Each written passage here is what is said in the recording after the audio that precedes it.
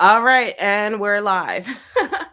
Hi everyone. I am Brittany, the Cosmic Lunar Soul, and of course, I have with me Priscilla from A Life Full of Simplicity. Hi, Sil. Hi. How are you doing So, today? other than being exhausted because I partied too hard, I'm really excited for this. Hey, Luke. Hi, Luke. But yeah, I can't believe it's been a year. I It's know. I can't believe that it's already July 23rd. Also, I like, where did the month go? honestly, where did this year go? Never mind just the month. Like I don't it know. passed so fast. I'm It like it so did.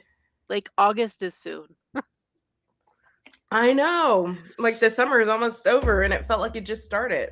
I know. It's crazy. I don't know where the time is going. I don't know. Time is an enigma. Pretty much, I guess. So, to celebrate 1 year, we asked you guys to just ask us some questions, Yep. and we compiled all of them and kind of categorized them. Yeah. So, we got some about astrology, just about the community, both witchy and tarot, Yep. specific divination questions. We even got a few paranormal questions. That'll be fun, and Yeah. then a lot of just social stuff about us. So, Yeah. I guess let's just go ahead and get started. The first one says, "What are y'all's sun, moon, and rising?" Yeah, so my sun is Sagittarius, moon is Scorpio, and rising is Aquarius. Oh, okay. And Mm. hi, Alex. Hi, Sandy. Welcome. If Hi, you guys Alex. have Hi, any Sandy. questions, feel free to pop in there, or if you really like a question, let us know.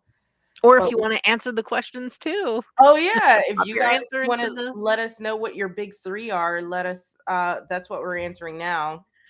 So I am Taurus, Pisces, Pisces. I know. Oh my God, you said that recently, I think in your Friday stream, and I was like, Yeah, wait, you're a double Pisces? I was so yeah. shocked. I was so shocked.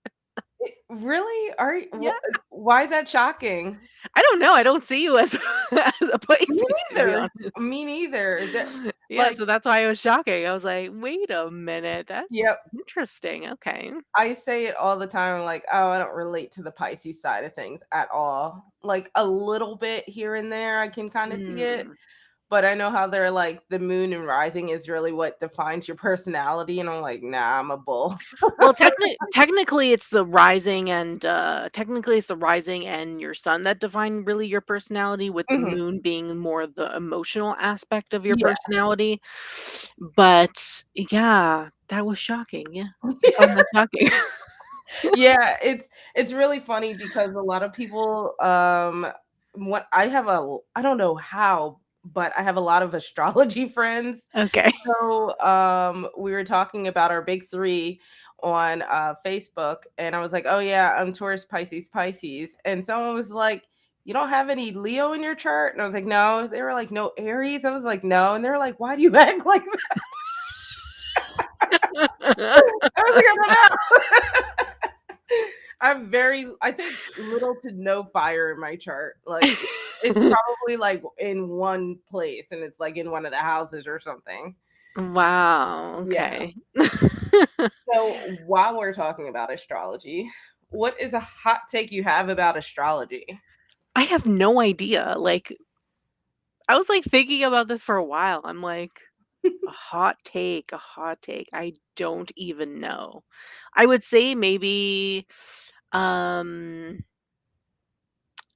maybe that, like, I find that there's a lot of I don't know if if that's a hot take or what. There's a lot of misconceptions when it comes to astrology, I guess, that, or very stereotypical Oh, misconceptions, in yeah. my opinion, that everyone needs to, like, fall in a specific, subsection of, like, astrology. Like, when you're a specific sign, there's like, "Oh, but you're this," and it's like, "But no, I don't have to be this," when it comes Yeah. to the sign. I don't know if that's a hot take or what, but I feel like that's a misconception, in my Yeah. opinion.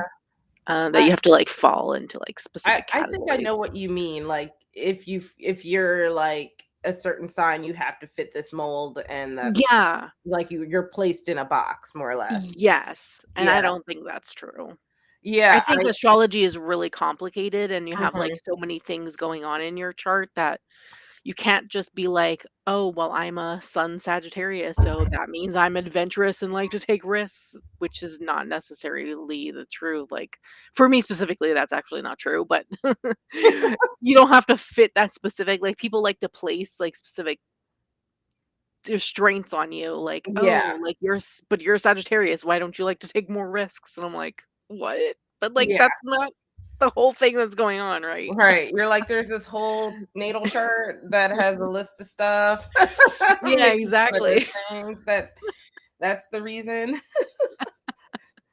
No, I totally get it. And my fellow Taurus Luke over there says that he is a Taurus, Leo, Libra. Yeah, Leo Okay. being his moon. Mhm. All right.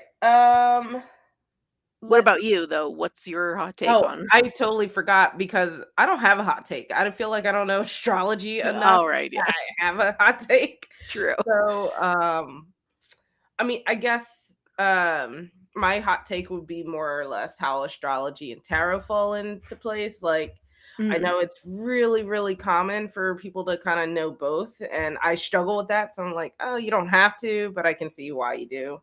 But Yeah. yeah, so I I guess f maybe that. I feel like if you follow specifically, like, Thoth and I don't know if Marseille has, astrology in it because I don't know Marseille, but if you follow Thoth, I think it's, like, expected to know, like, the tarot and astrology Yeah, because because I think it's astrology is like heavily in yeah, it. like the symbolism is even Yeah. ingrained in the card, so that makes sense for sure. Um, but yeah, it's hard to remember it. I don't know what it is. It's my kryptonite. I'm Yeah. not good at it. And, it's funny, varying, Redbeard says Turians be stubborn. I'm like, "I'm not stubborn, I'm just always right, and I'm sorry."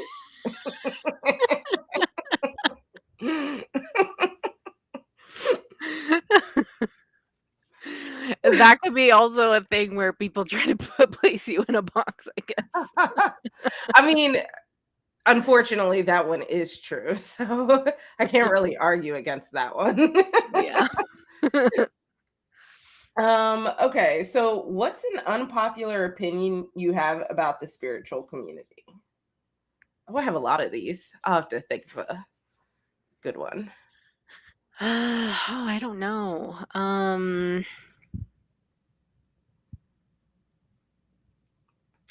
You want me to go first and you think about Yeah. it? Okay. Yeah. Yeah. My biggest, I think, unpopular opinion, it's probably not unpopular, but people don't like when you say it sometimes, but not everything is a sign. It grinds my gears when people are like, I stepped outside and the sun what like was covered by a cloud. What does this mean? Bro, I don't know, like it's cloudy? or or someone is just like, I keep looking at my phone and I keep seeing angel numbers. Stop looking at your phone. Oh, Like, yeah. we're surrounded by clocks. Stop looking at clocks, and then if you still see the numbers, then pay attention. Oh my gosh. I swear, like one person was like, three birds flew over my house. What does that mean? I'm like, are you serious? Are you trolling? What is going on right now? What? I can't stand that. Like that is one of the things that just immediately makes me angry. I would say, like, if you see a specific bird, the same specific bird or type of bird Right. constantly, then maybe that could be a sign, especially if you live in an area where you don't typically see that type of bird. But if like 3 particular birds are just flying overhead, Right. And there's I'm like, I no don't know, maybe you're in a migrational path. Like look it up. yeah. So Yeah. yeah, that's my big unpopular opinion, though I have many. Um um I feel like I don't know if this would be an unpopular opinion, but I feel like there's no right or wrong way to do things Mhm. in your own practice, in my opinion. And sometimes in the spiritual community, I feel like people are always trying to police and be like, you need to do this, and this, and this to be considered this, and this. Yeah. Uh, saying I No, I have totally I agree with issues, that. hopefully. Um, I don't know if that would be unpopular, but I feel like people lease a lot in the spiritual community, and that's kind of frustrating, I guess, because there's really no right or wrong way. Like your practice is your own, what you do in your house is your own business. Yeah. Like why? And if you share it, like okay, that's great. If that's what you're doing and that's what works for you, then that's what works for you. Obviously, that might Mhm. not work for me or for you or someone else, but like, you know what I mean? Like people try to like be like, "No, you're wrong. That's not how you're Yeah. supposed to do something," which I don't really like. What unpopular Yeah. opinion, should Scorpios fight lions? Is that from something? I don't if it is, I don't get the reference. I don't know what that is either, but it's Okay. funny. I think another thing that I dislike, and you probably noticed it on my videos, is people that like want to ask every single like question about what they should do instead of just doing it, because I feel Oh, like there's yeah. value in I mean, it's specifically witchcraft and like tarot. They're Mhm. practices. You have to do stuff. You have I mean, I don't like to use the word have to, but eventually you have to stop asking people what you should do and just try it and see what works and what doesn't work. Exactly, yeah. That's so frustrating me. I think people try to like be dependent on others too much. Yeah, And they constantly want or seek validation to know if what they're doing is right. But like right, there's no right way. Like try it and see what happens. And if right. it doesn't work, then try something else. If it does Exactly. work, then stick with it. You know what I mean? Like Mhm. I personally, when I first started tarot, like I was just doing whatever and reading and whatnot, reading my guidebook and things like that, and just doing stuff. Right. I wasn't really in the YouTube realm, like watching YouTube yet. Uh-huh. And I wasn't really part of communities when I first started learning. So, like, for me specifically, I just did what I felt came naturally Mhm. without having to seek other people's validation for it. And I find that a lot of people need validation to know if what they're doing is right in any aspect of the Mhm. spiritual community, but just do you. Like Yeah. do you, you know?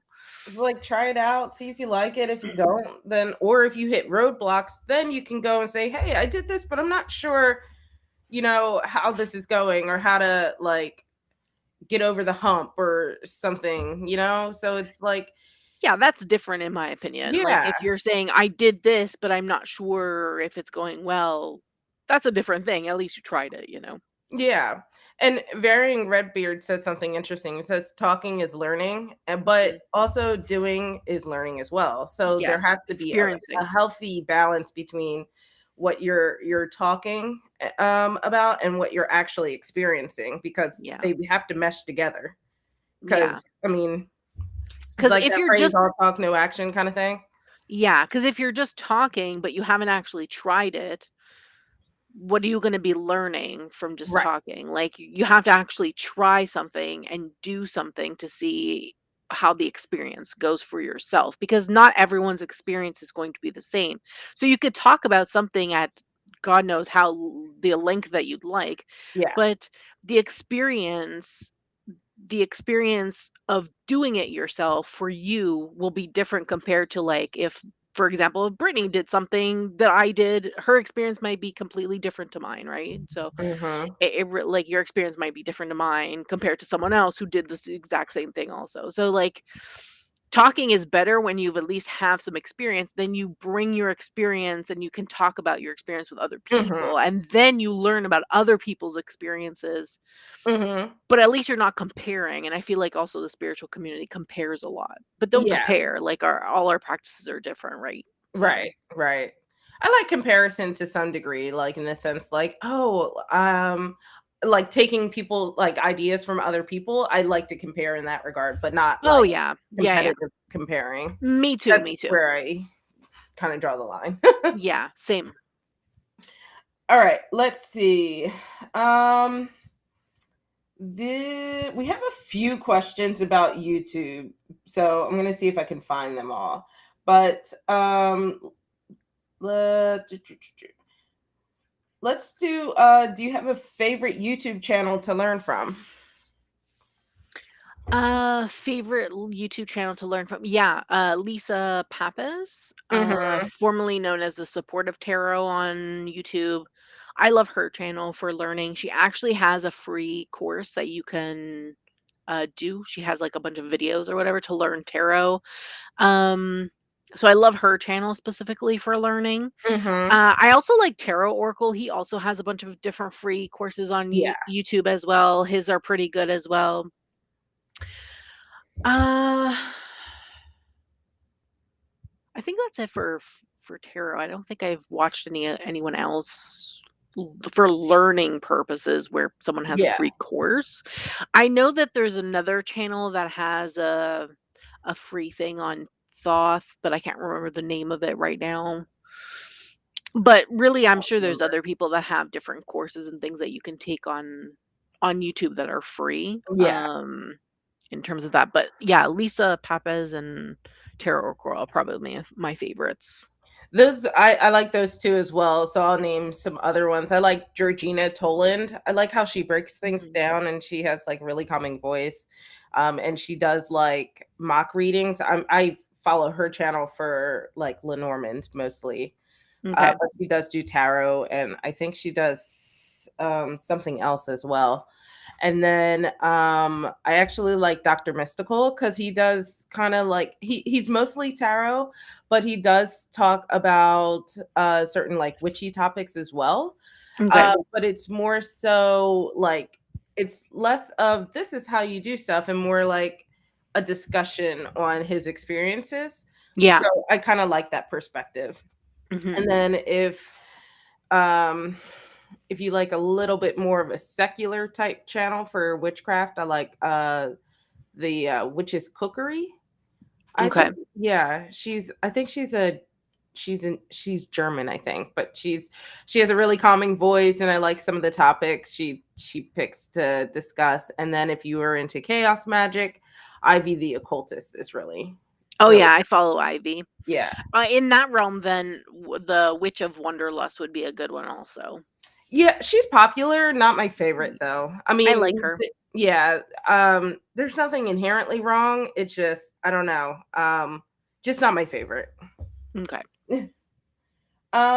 Okay, so let's talk about a few YouTube things and I can reiterate if I need to. So, would you ever do YouTube full time? Why did you start your channel? And uh least favorite thing about running a YouTube channel? Okay, so I guess I'll start with why did I start my channel, then do Mhm. the full-time thing, then the least favorite thing about Yeah. It's in a that order. natural progression, yeah. Yeah. So, I actually started my channel specifically from Instagram. So the reason why I started the channel was because I was doing videos on Instagram, and Instagram, the algorithm was going downhill, kind of kind of a thing. The algorithm, and then I don't know, you weren't getting as many views, people weren't seeing as many things from you and things like that. Yeah. So I decided, based on like this podcast channel that I've been like watching for like ever, that have nothing to do with tarot. Oh. Says yeah, I watch this like it's a podcast, but they have their own channel. They're very popular in the influencer space or whatever, saying like, um you shouldn't put your eggs in all one basket, and you should like Yeah. diversify yourself or whatever. Mhm. So I was like, you know what? Let me do that in terms of um, setting up a YouTube channel and things like that. So that's originally why I set up a YouTube channel. Mhm. And also, varying Redbeard. I don't have a Patreon. I actually don't like Patreon. But I do have, I can unlock memberships now on my channel because I I was have. just gonna ask you that. Now that you're monetized, is that something you wanna add to your channel? Yeah, I would like to do it eventually. Probably not this year, though. Probably next year. Okay. I have some ideas that I wrote down a while ago when I was Mhm. like going to the point. So there's things that I would like to do um, for memberships, but I'm not thinking about it right now Okay. specifically. That's fair. Um, And then in terms of, would I ever go full time? I just my channel doesn't make that much money. I haven't even made a penny from YouTube yet because I literally just got monetized not so long ago. So at this moment, I would say no, because I do have a full time daytime job and I need that to pay my bills. So no, Yeah. I wouldn't go full time currently. Aw. Um, so, I would probably I don't think I would go full time. Ooh, what's this? Super chat Yeah. 5 GB. Is that Great Britain pounds? Is that what that is? Start you off. Oh, thank you so much. That's so So, kind of you. thank you, Redbeard. So I feel like you could really if you want to go full time, go for it. I feel like if you go full time, you need to have a lot of subscribers in my opinion. Like the people that I watch that are not obviously part of this community that have, millions of followers. Those are the people that are doing, full time kind of thing, right? Yeah. Um yeah. So, like, those influencers from, like, back in the day and things like that, they're the ones who are full time because they have not only, YouTube, but they get brand deals and all these things. Yeah. Maybe if that's ever a thing that happens in the future, sure. But right now, I'm pretty content with doing this as a secondary thing to my full time job. And I do obviously have some I wouldn't say brand deals, but I do work with some brands, right? I work with a Ritual Planner, for example. They're an indie brand.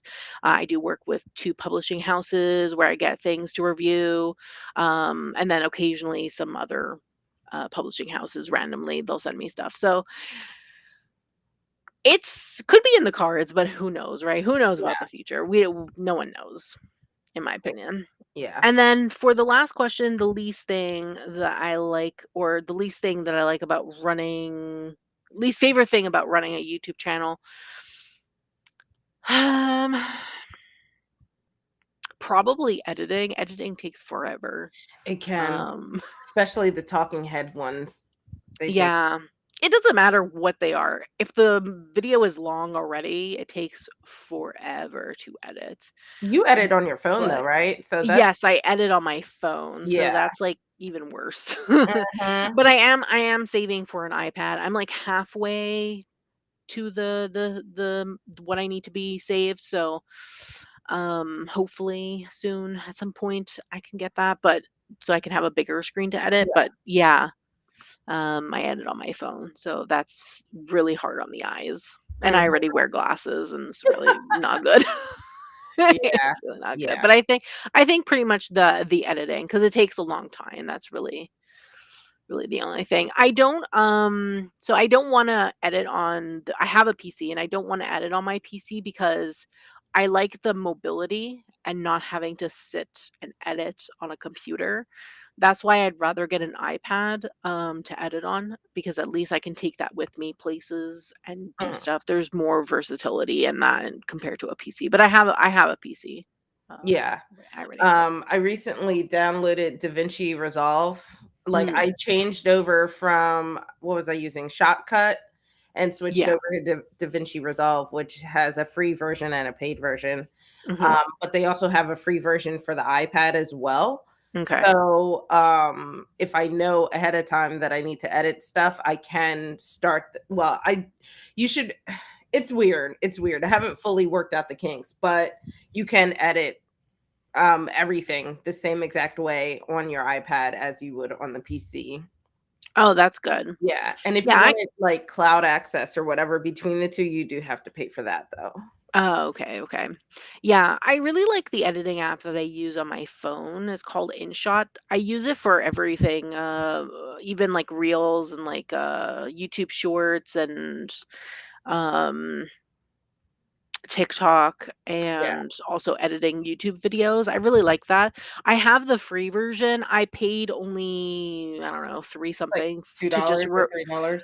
yeah, just to remove the watermark, like, Mhm, indefinitely, and that's really it. Because before you had to, like, watch an ad to constantly remove it when I first got mhm, it in the beginning, but after that, I decided they were having a promotion, and I just spent, like, the $3, mhm. Canadian to just remove the thing, but even if I wanted to just buy it outright, it's not even that expensive, it's, like, 40 No, it's bucks. not. And it's a one-time payment, and that's it, just the 40 bucks, and you have it. You have the full version, so What's the app that I use? I use an app called VN. I don't know what that stands for. Oh, yes, I remember that app. I switched from InShot to VN because it was only $3, but I'm cheap. So I was like, let me try out this other app and see if it works. And so that's how I started using that. Okay. Similar setup though, but I like the layout because it has more of a video editor feel. So like you can Mhm. do layers of stuff that, and I like that. I appreciate that. Yeah, you can do that with InShot now too. Oh, okay. Yeah, I haven't Um, used InShot in probably like a year and a half now. yeah, they've updated it a lot since then. Oh, okay, that's good. Yeah, I really like it actually. So for me, Yeah. I started my channel for a similar reason, mostly because I was doing live streams on Instagram, Mhm. but um I didn't like this setup because at the time Instagram you had to more or less be live streaming from a cell phone.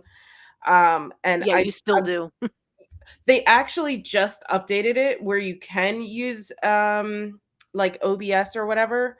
You just Yeah, have to okay. input the stream key every single time you want to go live. So Oh, it's not seamless yet, but mm, okay. trending in a better direction. But I didn't like the setup because it was like, I like to show the cards. I think it's weird when tarot readers only show their faces and you don't Mm. see the cards. I'm like, what's the point of it? Anyways, that's a whole different thing. um, so I was like, okay, well, I'll try Twitch or yeah. I don't know why that sounded weird in my head. I'll try Twitch, I'll try YouTube, kind Mhm. of see how this feels and then see if I want to go in that direction. And then Yeah. I also really enjoyed reviewing my doing flip throughs of my decks.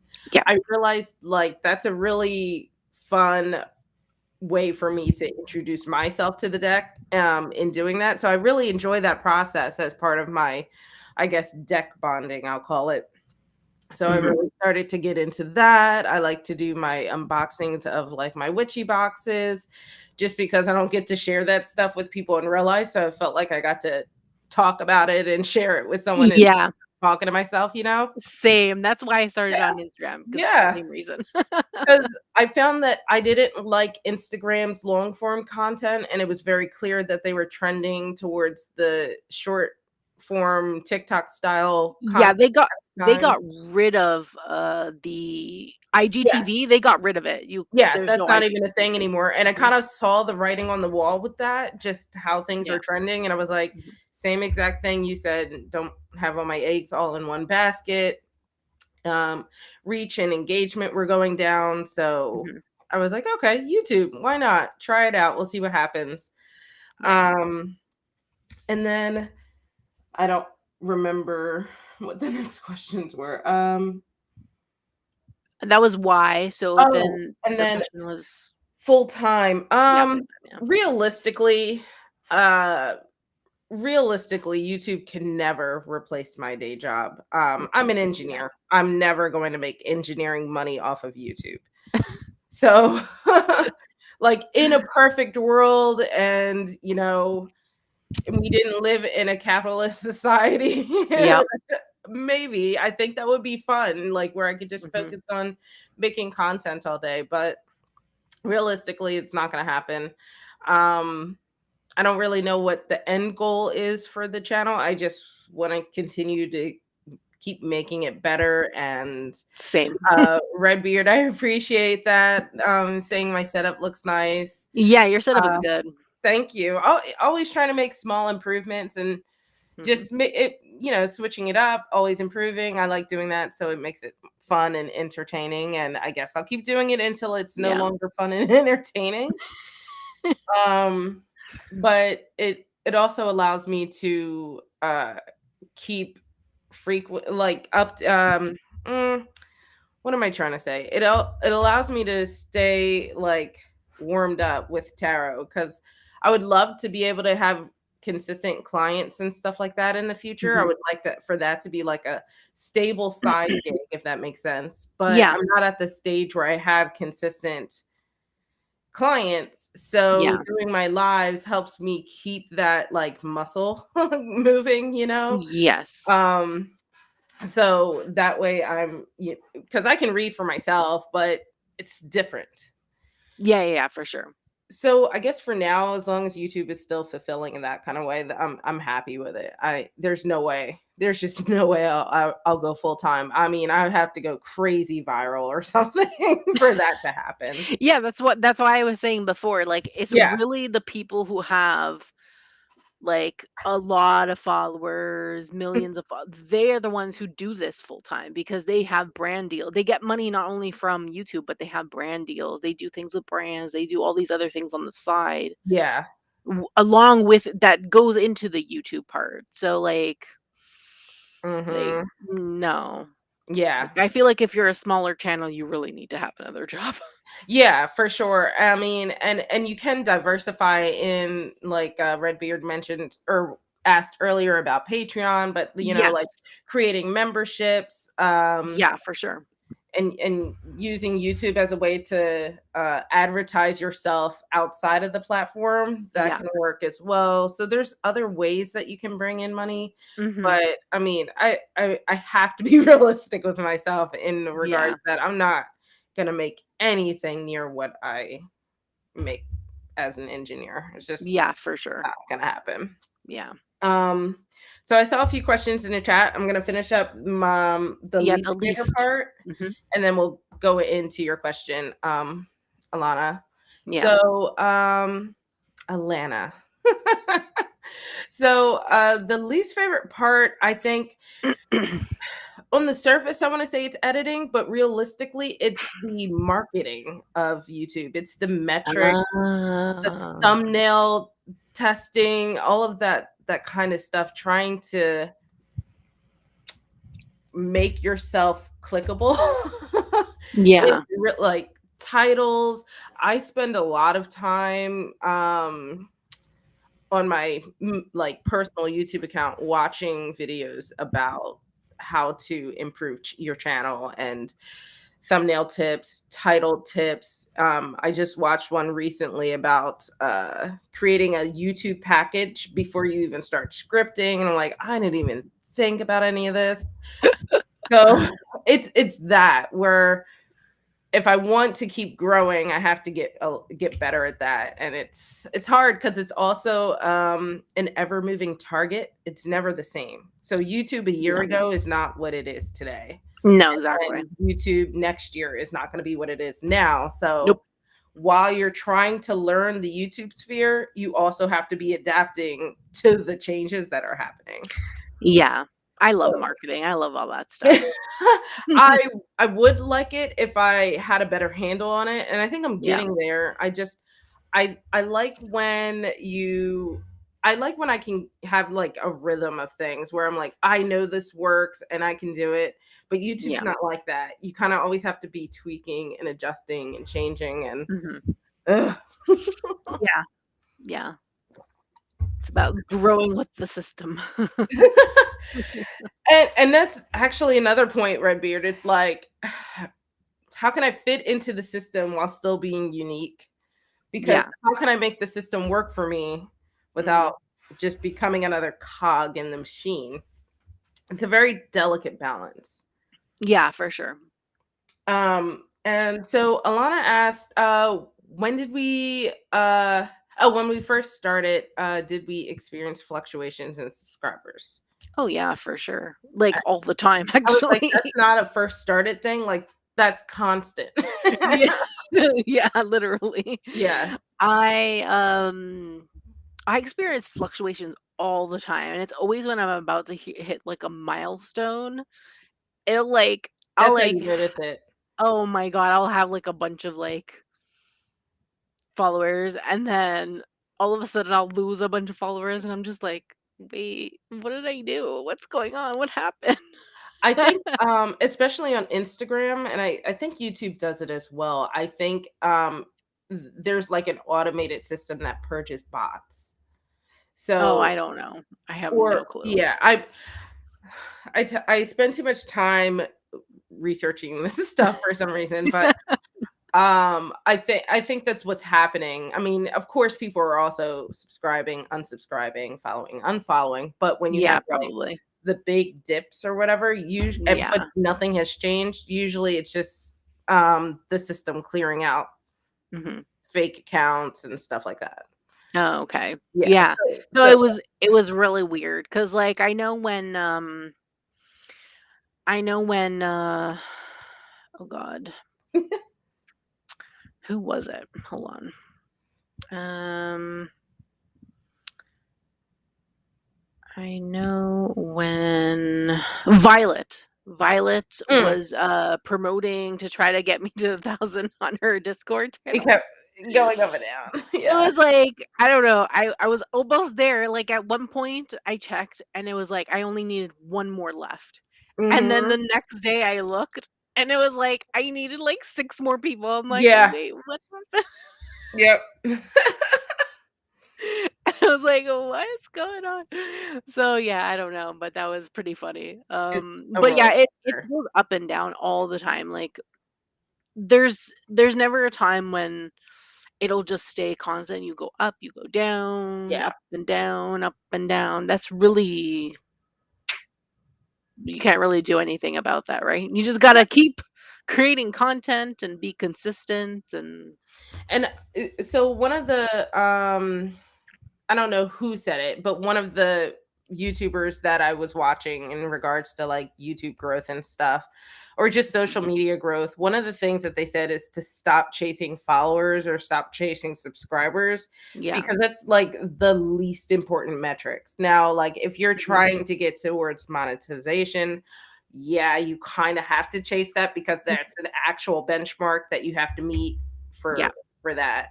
Or Yeah, like to be if able to you're monetize. exactly, or if you're on Though TikTok, like, you have to have 1,000 subscribers to go live. So if yeah. that's your goal, yes, you can chase that, but the reality is you should be chasing engagement. Yes. But in YouTube, they've actually recently changed their monetization They practices, which did. actually is better for smaller channels, in my opinion. Mhm. The only thing you'll unlock a lot of stuff at like 500 subs now. Yes. The only thing you won't unlock is ads. So ads, I think super thanks or super some one of the supers you don't Yeah. unlock until 1,000 subscribers. I don't remember which one. I think it's a And then thanks. it's either the thanks or yeah, I think it's the I thanks. think it's a thanks. Yeah, because there you unlock I think a few other supers like Yeah. super chat and like other things at 500 or you can anyway. I think there's an option to turn it on. But yeah, really the ads is the only thing that won't unlock until you've reached 1,000. So like when they changed that, I was like so close to 1,000, so I just turned on a bunch of stuff. Um, I just turned on a bunch of stuff and then um no, that's not what I'm saying at all, Very Red. Guys, Not make at sure you all. donate to Priscilla, please. No, that's not actually what I'm saying at all. What I'm saying is that it's easier now for people who have lower counts to actually unlock things. Like memberships unlock at 500 now. So you can actually build your subscription base with a lower count, which is great, right? And I think that goes with what you were saying in terms of engagement, that getting those tools at a lower sub count is better because then you get to build a better engagement for your channel, in my opinion. Yeah. And Which I is nice. it is. It is. I mean, YouTube has been putting a lot more focus on smaller Which is channels great. over the past year, Yeah. which, just like I was saying, YouTube a year ago is not YouTube today. So Yes. it's actually very appreciative because I feel like a lot of places don't do that. And one of No. the things that it was always the debate between Twitch or YouTube as a Mhm. streamer was that it took so long to get to monetization. Yeah. Um, so whereas Twitch, it was easy to get to affiliate. I say easy, Yeah. but way easier. Yeah. So now that they're making it, kind of leveling out the playing field and Yeah. stuff like that, I feel like there's a lot of ways you can benefit on YouTube if you Yeah. at it. And the reason why they're making those changes is because of Twitch, right? Because Twitch Mhm, is their biggest competitor when you talk about live streaming and things, they would be their biggest competitor when it comes to mhm. video making and things like that. And I know Twitch is specifically for live streaming, but YouTube also has the live streaming, and I think they're really trying really hard to make things better for YouTubers, especially someone who wants to start out with YouTube. That way, they will choose their platform over Twitch, Yeah, right? I So, think so too. And Twitch yeah, went through a lot of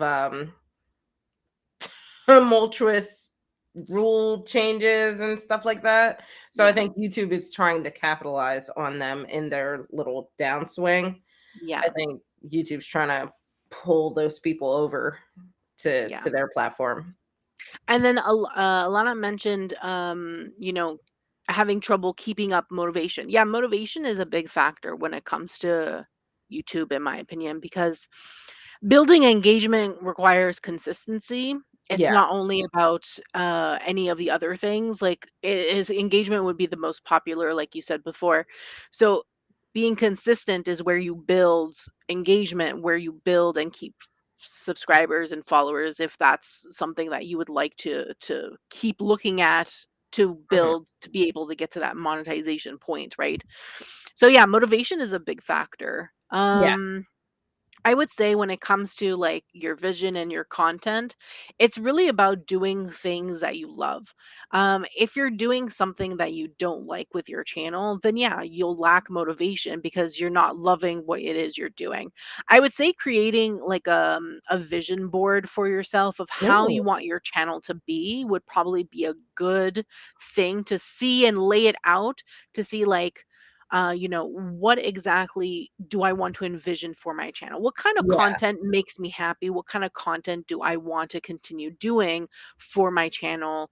Um, and build on that and make like a vision board for yourself. You can even Google or YouTube vision boards and things like that and see what other people are talking about on how to make that and things like that to get inspiration, even going on like Pinterest and things to create using help having that to help you create a vision board also is Mhm, really good, but that could probably help you with, creating and finding vision and things like that. mhm. That's a good idea. Yep. Hi, Cheyenne. Cheyenne? Hopefully I Cheyenne? said your name right. If not, apologies. But welcome. Yes.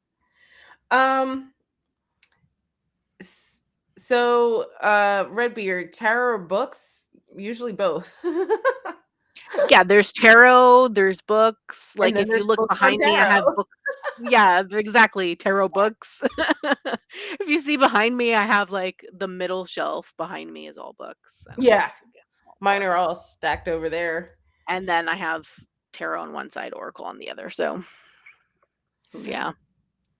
So we'll take your question in a sec, Luke. This one, I want to kind of switch up the YouTube discussion and go back into like about our practice. So I'm gonna combine these two. How Cheyenne. Thank you. Cheyenne. Okay. Thank you. Okay. How did you start your spiritual journey, and what tips do you have for someone just starting out? So I've talked about this a lot of how I started. I actually took a class. I took a I took a religion class called called Witchcraft, Magic, and Religion is what it was called. In university, it was a religion course offered by my university at the time, and that's really where I found, you know, witchcraft, Wicca, paganism, things like that, because we actually went from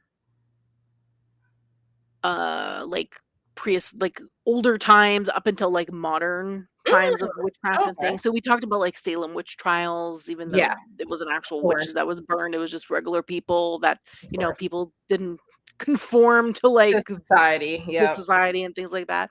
So we talked about all of that, and then we talked about modern times, and we had a guest speaker come from the pagan community in Montreal to talk about the pagan community pretty much. And that's where I find that particular like Mhm. community. Yeah. I researched it from that.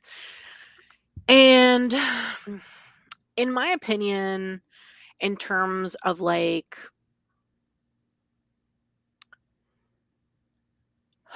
advice on how to start or what to do or whatever the question was. I don't even remember what the second question was, but like when you're starting out, Yeah, tips for um, beginners. Just yeah, starting out. I would say that there's going to be a lot of information out there. And not all the information, like there's going to be a lot of information. So you should really do your research and don't just look at one source for information. Mhm. Look at multiple sources for information, because sometimes you'll find sources and they might be outdated, Yeah. or you might find modern sources but maybe they're problematic, or you might find like other sources, and like there's like so much out there in terms of like when it comes to witchcraft, Wicca, paganism, when it comes to tarot, oracle, any kind of divination method and things like that. There's like so much information. I would Mhm. say take what you can from multiple sources. Take what you want, leave what you don't, Yeah. and then go with what you want in terms of that. In regards to anything that you're doing, whether it be Mhm. looking into witchcraft or not, just looking into divination. It's really just about research and not taking something from one particular source. That would be like Totally agree. my main advice, I guess, for beginners, because it's very overwhelming when you're searching for the first time Yeah. and you just don't know. You're like looking at all these things, you're like, "What?" So much stuff, and there is gonna be a Mhm. lot of information. So take it slow, write notes, I don't know, keep a book where you have little notes and things like that if you like to do those kind of things, in terms of, like, study, I guess. Yeah. Um, so that would be my advice for, like, beginners if you're, like, starting out. Um, I think for me, well, I guess I started, just as like a health and wellness kind of thing. That's kind of how Mhm. I fell into witchcraft, and Okay. then kind of accidentally fell into tarot because I bought my friend a tarot deck and I was like, this seems cool. Because I wanted to make sure it's like buying her the right thing. So I had to research it. And in Mhm. my research, I was like, oh, this seems fun. I'll try it out. If I hate it, then I mean, I got the Rider Waite Smith deck. It was cheap. So, whatever. But Yeah. so I kind of accidentally fell into that. But I think so still I would probably give the same tip. So I'll just like in lieu of repeating what you said, Yeah. I'll say that, sometimes people have a hard time focusing on what they should start with first. Oh, There's a yeah. lot of Mhm. videos and books out there, like, the basics of whatever. Yeah, But to be honest, like, figure out what it is that drew you in the first place and dive down exactly. that, and then Mhm. usually in your research, other interesting things pop up, and then you can go and Yeah, explore them. So it's basically like a a tree, like, everything starts to branch off, and that's how you yeah, start to find new topics to explore. And I would also say that it's okay if you start exploring a topic and realize it's not for you. You don't have to commit to it. yeah, And sometimes it's interesting just to learn it, just so you have an idea about it, but it doesn't mean it has to be part of your practice just because you spent like a month researching it or something. exactly. Yeah. Yeah, I totally agree. Um, Okay, what's going on here? We have, like, a few questions. Let's see, yes. could I ask one question? Fave book, Dune or Lord of the Rings? I've never read either of those, though I've watched Lord of the Rings like no tomorrow. Um, I've so watched Lord of the Rings so many times. movie-wise, Lord of the Rings. Okay. Absolutely. Like Dune was awesome. I mean, I only recently got into Dune. I saw the first one, or Yeah, I me guess too. it's The a first re movie was really good. yeah, it was good, but, like, Lord of the Rings to me is just the world building was glorious, and In the I just books? yeah, no, in the movies, just like Oh, yes, the movies were amazing. I watched all of them in theaters. I oh, watched all of yeah, them on VHS because I own them on VHS. VHS, and then I watched them all on DVD, like, Yep. I watched them so many times. The lore behind Lord of the Rings is just I love it. I like both fantasy and sci-fi equally, but I don't know. Lord of the Rings also is very nostalgic to Mhm. me because like that was half my identity in high school. So I was Yeah. obsessed with Lord of the Rings. Um and I would probably say if I pick like a favorite book, it would probably be Harry Potter because they like I Yes, me that was too. like my formative years, so it was a book that literally I read from 5th grade to 12th grade. Yeah, same. I have the full collect I have a special edition box set of the Harry Potter books where it came Yeah. in like a box that looks like a Harry Potter parcel. Oh, that's so cool. Yeah, I have it on my shelf, but you can't see it. It's like behind my chair. So, yeah, but I have Yeah. that. I I love used to go to, like, I would pre-order the books, and then I would get tickets for the book releases, Oh, that's so fun. and oh my gosh, I love it. I even accidentally bought a Harry Potter T-shirt and didn't realize it. It I didn't actually dawn on me. I actually do have a Harry Potter shirt. Yeah. I should wear it So sometime on the street. I can't fit mine anymore. I have to turn it into, like, a scarf or something. But Also, Luke had a question. I don't know if you yeah, wanted to answer that now in case it that question, got I'm gonna buried. star it. We're gonna come back to that, Luke, because there Okay. actually are some questions that match up with this. So Okay, I perfect. think, we'll just kinda hop around. Okay. Let's see.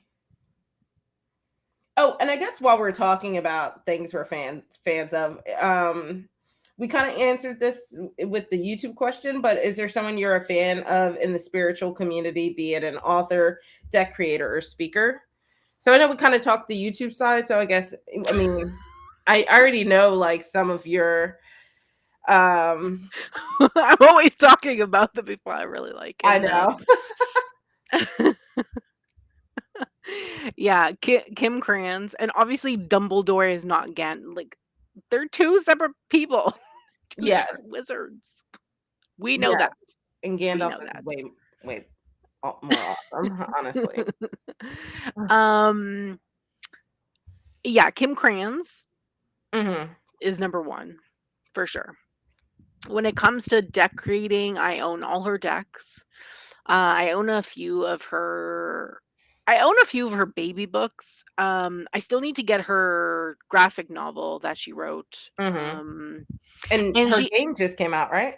it's coming out, I think, this week. Oh, okay.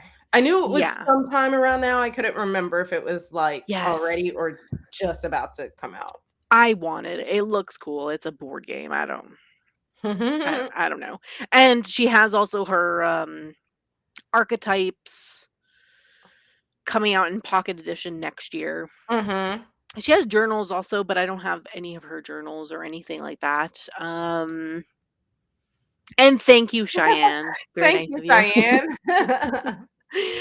So yeah, Kim Krans would be one, and then I have also like all of Grace Duong's decks. She's the founder of Mystic Mondays. Um, Chris Ann, I currently have all her decks.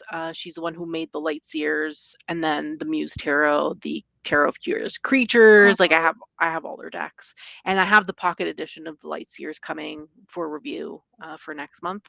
Mhm. That releases the 22nd of August. In case anyone wanted the pocket edition of the Light Ooh, Seers. hi.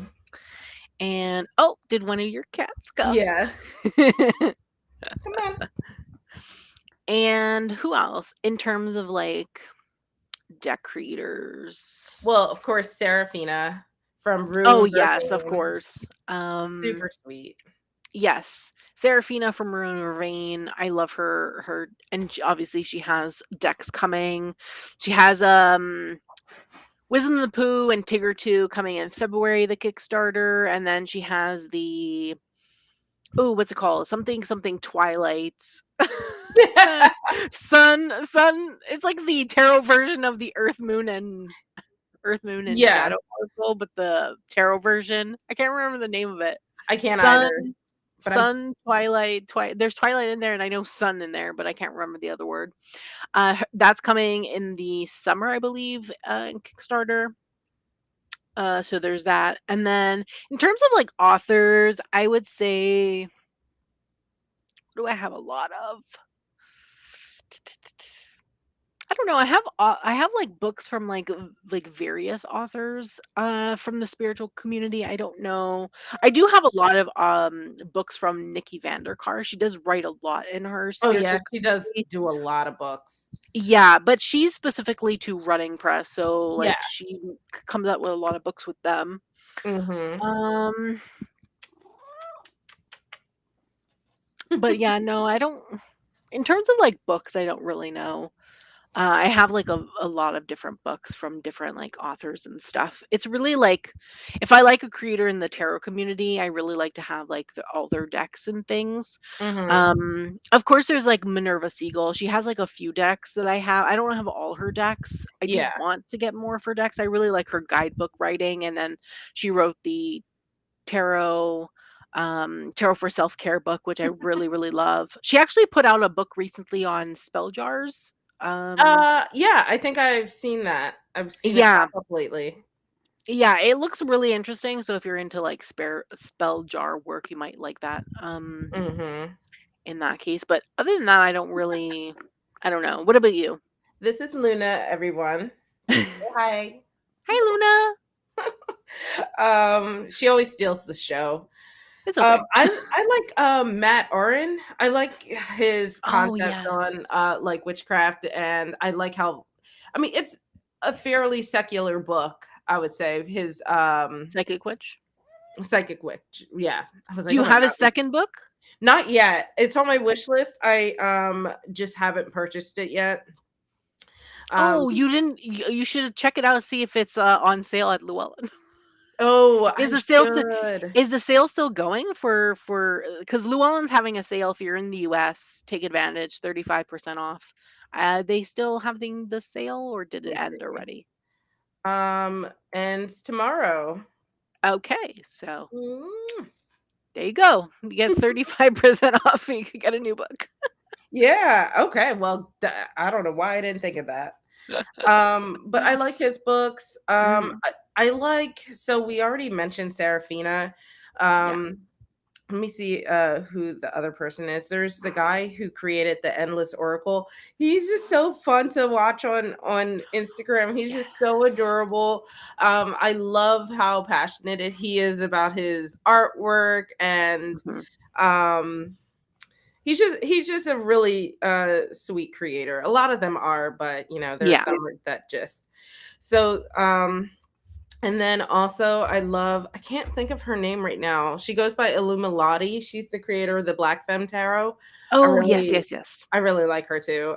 She's creating the pocket edition of her Yes. Black Femme Tarot. I don't know exactly when it's supposed to come out or when it Mhm. goes live, but I think it's gonna be a um Kickstarter from what I saw I think on so her Instagram. too. I think she's gonna go with the Kickstarter again, but I don't know when that's supposed to go live. Um, Hmm. so I'll have to figure that out. But I like them. Um, yeah, and I guess for the most part they're like the main ones. I tend not Yeah. to have too many like favorite authors or anything other than that. Yeah. Um, okay, let's see. Um, okay, let's go into the divination realm for a little bit. Okay. We'll kind of combine this. What's your favorite form of divination, and which form do you think gives the clearest answers for you?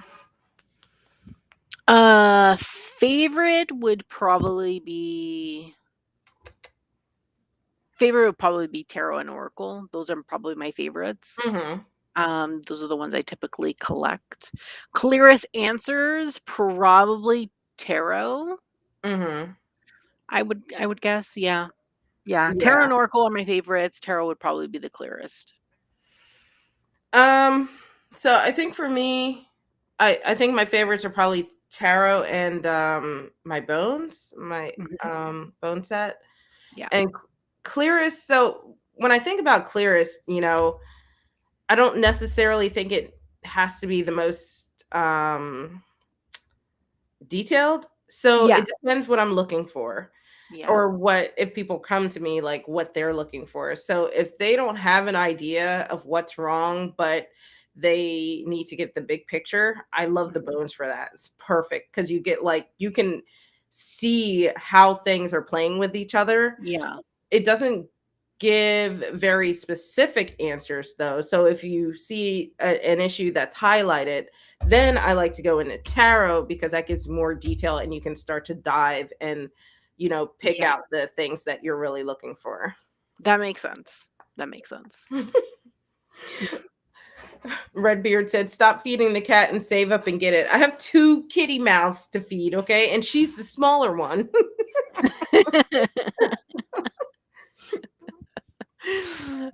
But sales help to get Yeah. anything, so she technically doesn't need to stop feeding her cats. She could just take advantage of the sale. They should get a job though. I tell them that like at least once a week that they should get a job. So I I'm like, why haven't you guys gone viral yet? Do something fun. So this That's funny. is still in the divination realm. Do you do anything special with your space before starting a reading? No, not typically. No, I'm not really I'm not into too much of the ritualistic aspect in terms of like divination where you need to like cleanse your space first and like set it up and do all these things, but like that's like not really me. I just typically shuffle my cards and then just pull the cards. So Yeah, no, not really. I don't really do anything yeah, special. me neither. To be honest, I don't do much of that in my witchcraft either. A lot of times I just like uh get into whatever I need to do. Yeah. Yeah. I'm not really into the woo side of like witchcraft and divination. It's more of a Okay. practical thing for me. Mm. Um, let's see.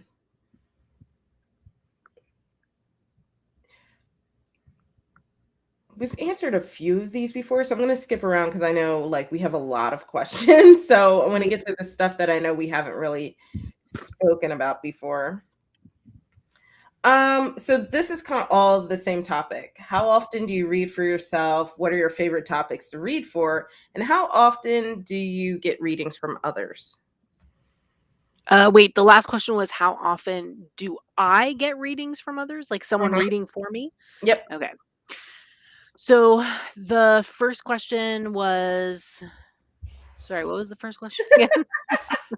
How often do you read for yourself? Read for myself, okay, and then what kind of readings do I like to read on? Yeah. Um, Yeah. I read for myself, I don't well, recently not too often, to be honest with you, because I haven't been doing much reading, but typically, like, when I am reading, all I do is read for myself pretty much. Yeah. So, typically when I was really into, like, my, practices and stuff, which I'm planned to get back into in August, but I've been taking a break from, I read for myself every single day.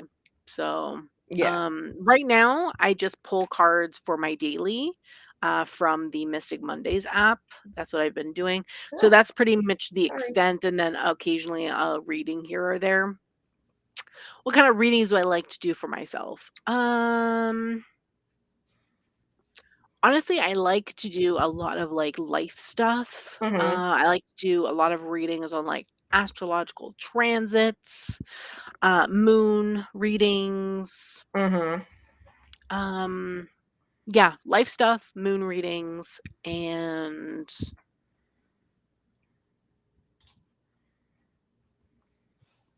astrological transits and things. Yeah. That's pretty much, I think, my main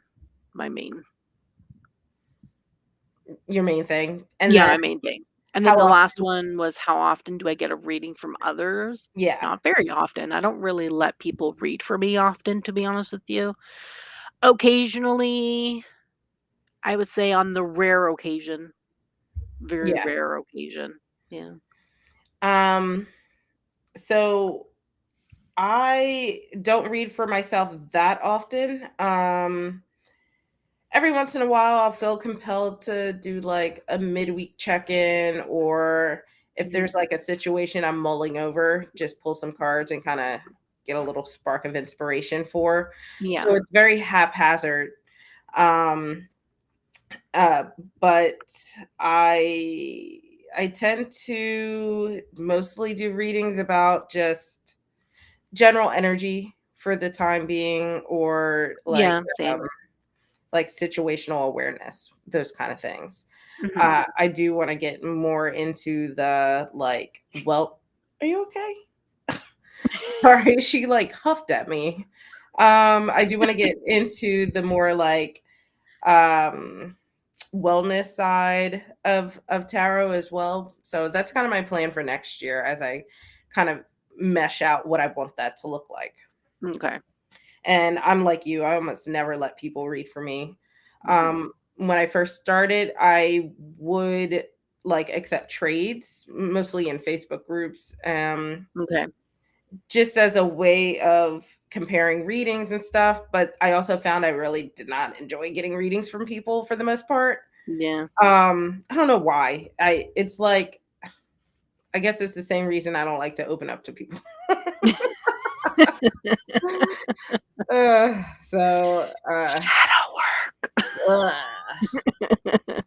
You and the universe can mind your business. And varying Redbeard, there was 51 questions. Yeah. Some I've been combining, some we've Yeah. actually answered previously, so I didn't like, I've been kind of skipping around. Yeah. Um and then others are kind of like, there was one like our top website and app to learn tarot. We actually did like a whole thing, a whole video about this. Yeah, So we that's did why actually 2 videos on tarot resources. yeah. One Oh when I yeah. lost my power. Yeah, so we have a part 1 and a part 2, so that's why Yeah. I kinda just have been skipping around, um, in that regard. Um, let's see.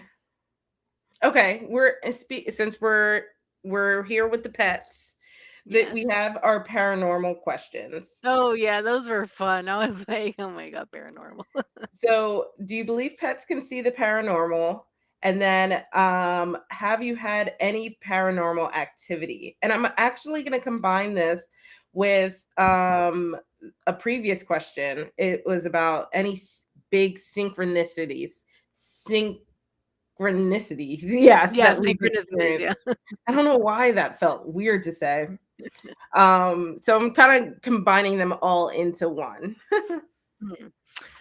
I don't have any pets, but I'm going to say yes, that pets could probably see paranormal activity, probably more than we can, in my opinion. Hmm. Since pets have like higher senses than us. So I'm gonna say yes for that. And then in terms of paranormal activity, I would say not since I was a child, in my opinion. When I was a child, like around 4 or 5, I used to wake up screaming in the middle of the night and point to a corner of my room where there was nothing there and say that there was a man standing there. Oh, that's terrifying. Yeah. So that's the only thing that I would say paranormal activity wise. I haven't sensed or seen anything Hmm. since then. And in terms of synchronicities, I don't think so. I don't think I've had any big synchronicities in my life. I don't think anyway. Not that I've noticed. Who knows? Maybe the universe is like, Who's "You're screaming missing at you? this." Yeah, who knows? That's actually hilarious. I agree with you. I think pets can, I don't know that I would necessarily call it like paranormal. I don't know what it is, but I would say that pets can sense, they can definitely sense different energies than we can. Yeah. And so whatever that energy is to you, I think they can definitely tap into that. Mhm. Um because it's, I mean, it's fairly scientifically proven that cats can um they can well, pets in general, they can sense, changes in your body that we can't. Yes. So I feel like it's logically makes sense that they can sense other things as well, Mhm. that we can't. So I don't have, I guess my paranormal experience is more so in line with the synchronicity. The biggest one that I got was the I got into witchcraft because I was dealing with a lot of grief from a loss of my family. And Okay. so my cousin passed away unexpectedly, and I had been at the time, like, getting into witchcraft and blah blah blah. And then I Mhm. kind of, when I started to get into bone reading, it kind of led me into hoodoo. And I was like, I don't know. It felt like it wasn't for me, even though whatever, everything I read said it was. So it's Okay. just like, okay. And one of the typical things for people unaware, one of the foundations and bedrocks of hoodoo is ancestor veneration. So Yep. just venerating your ancestors. And I was like, oh, I guess I could always just set up an ancestor altar. And I was like, I don't know. I was like, I don't know that I want to do hoodoo like that. And I remember, like, it was like the next day I was just going through YouTube, and I found my cousin had done an interview with this random person that I've never seen their Wow. channel before or since. And I had no idea he had done an interview. I knew he had podcasts, but I always Mhm. listened to them. I never watched them on YouTube. So I Okay. I wasn't subscribed to his YouTube channel. There was no reason for this video to pop up. And I was like, "Oh, okay, this is That's interesting." So I weird. consulted the group hoodoo group that I was in on Facebook, and they were like, girl, do you have to be hit in the face? Like, what more do you want? So I set up my ancestor altar, and one of the things that I read was like, oh, like, figure out how you want to communicate. And it eventually turned into, I settled on like candles and divination. But like, Okay. when you set it up, I set everything up. I was like, oh, okay, so now I got to figure out how to communicate. And I was like, okay, and then it said you can set boundaries, all of that. And I was like, hmm, how should I communicate with you guys? And lights started flickering, and I was like, nope, we're not doing that. Y'all, nope, nope, nope. And I was like, let's do candles. I was like, y'all like light so much, we'll do candles. So I think that was kind of like mixture of the synchronicities and the paranormal activity all in Okay. one. Yeah. So that was a very Wow. long story, but yes, that's my story, I guess. That's crazy though. Yeah, I Just know. you found a random video just a Yeah, random time. It's like, it what? it was literally the only like, and I even went to this person's channel to see if I was subscribed or like had mutuals. Never had anything to do like it was Wow. an interview channel, and I didn't really watch those. My main YouTube is um this was before I got into YouTube, so it was Okay. mainly just like trashy reality TV recap. There is no way, and like cat videos. So there was no reason for this video to pop up. And it was so weird too because he was in the thumbnail. I was like, "Oh my god, what is happening?" It's a sign. It was, and then the ladies in my Facebook group was like, "Girl, you can't be serious right now." Like, I'd probably be the same way. yeah, I was like, maybe I'm tripping. Like, am I just overthinking this? I was like, maybe it's my grief that's getting to me. And they were like, come on. Like, you don't follow this person, you don't follow your cousin, Yeah. you don't watch these types of videos. What more do you need? Yeah. um, okay, let's see. Mm-mm-mm. Oh, this one's interesting. Um, well, I'll combine these two. Are you out to people in real life about your spirituality? And is it a deal breaker to date someone who isn't as spiritual or doesn't understand your practice? Um, I would say the people that need to know, Hmm. but not everyone knows, I guess. In Yeah. that sense, for the first question. The second question, I would say it is kind of a deal breaker because how can you be yourself with a partner if even if they don't understand, as long as they respect and don't push other anything onto you or anything like that, um, that's what's important in my opinion. But if they don't respect and they think that it's a joke and it's like, "Why are you doing Oh, this? So silly," or anything like that, I feel like then it's definitely a deal breaker for me. That's probably a red flag in my opinion. oh yeah, Um, absolutely. I yeah. agree with that. The point is to be yourself, and anyone you date or are a partner in a relationship with, they should respect, Yeah. what you do in your life just as much as you should respect them. So if they, for example, are religious, they go to church, but you're not, as long as you respect each other, then that's how that works, in my Yeah, opinion. But totally agree. yeah. I I think I'm a little different to your first answer in the sense like it's not that I hide it, it's just usually Oh, it neither doesn't do I. come up a lot of times. Like it's a very obscure topic that Exactly. rarely comes up. Exactly. Like Like so I'm not gonna go out of my way and be like, yeah, I like do hi tarot. new person, I'm What? a witch. Like that's so weird. I know. So But that's why I said those who yeah, need to know then. but I Like, also don't hide it. Like last night I went out with some friends, which is why I feel like crap today. But they introduced me to some other friends and they go dancing on Friday nights, and he mhm, was like, "Oh, are you going to join us dancing?" And I was like, "No, I do my live streams on Fridays, so I try not to book things that are regularly on Fridays, if that's the case, yeah. unless they're later." He was like, "Oh, what do you live stream?" And I was like, "Oh, I do tarot readings." And then we got started talking. And he was like, "That's so cool." So it kind of just came Yeah, up naturally, but I wasn't just like, "Hi, exactly. new person. I do tarot readings for fun." That would be weird, I think, because 'cause Yes, it would they're like, be. "Wait, what?"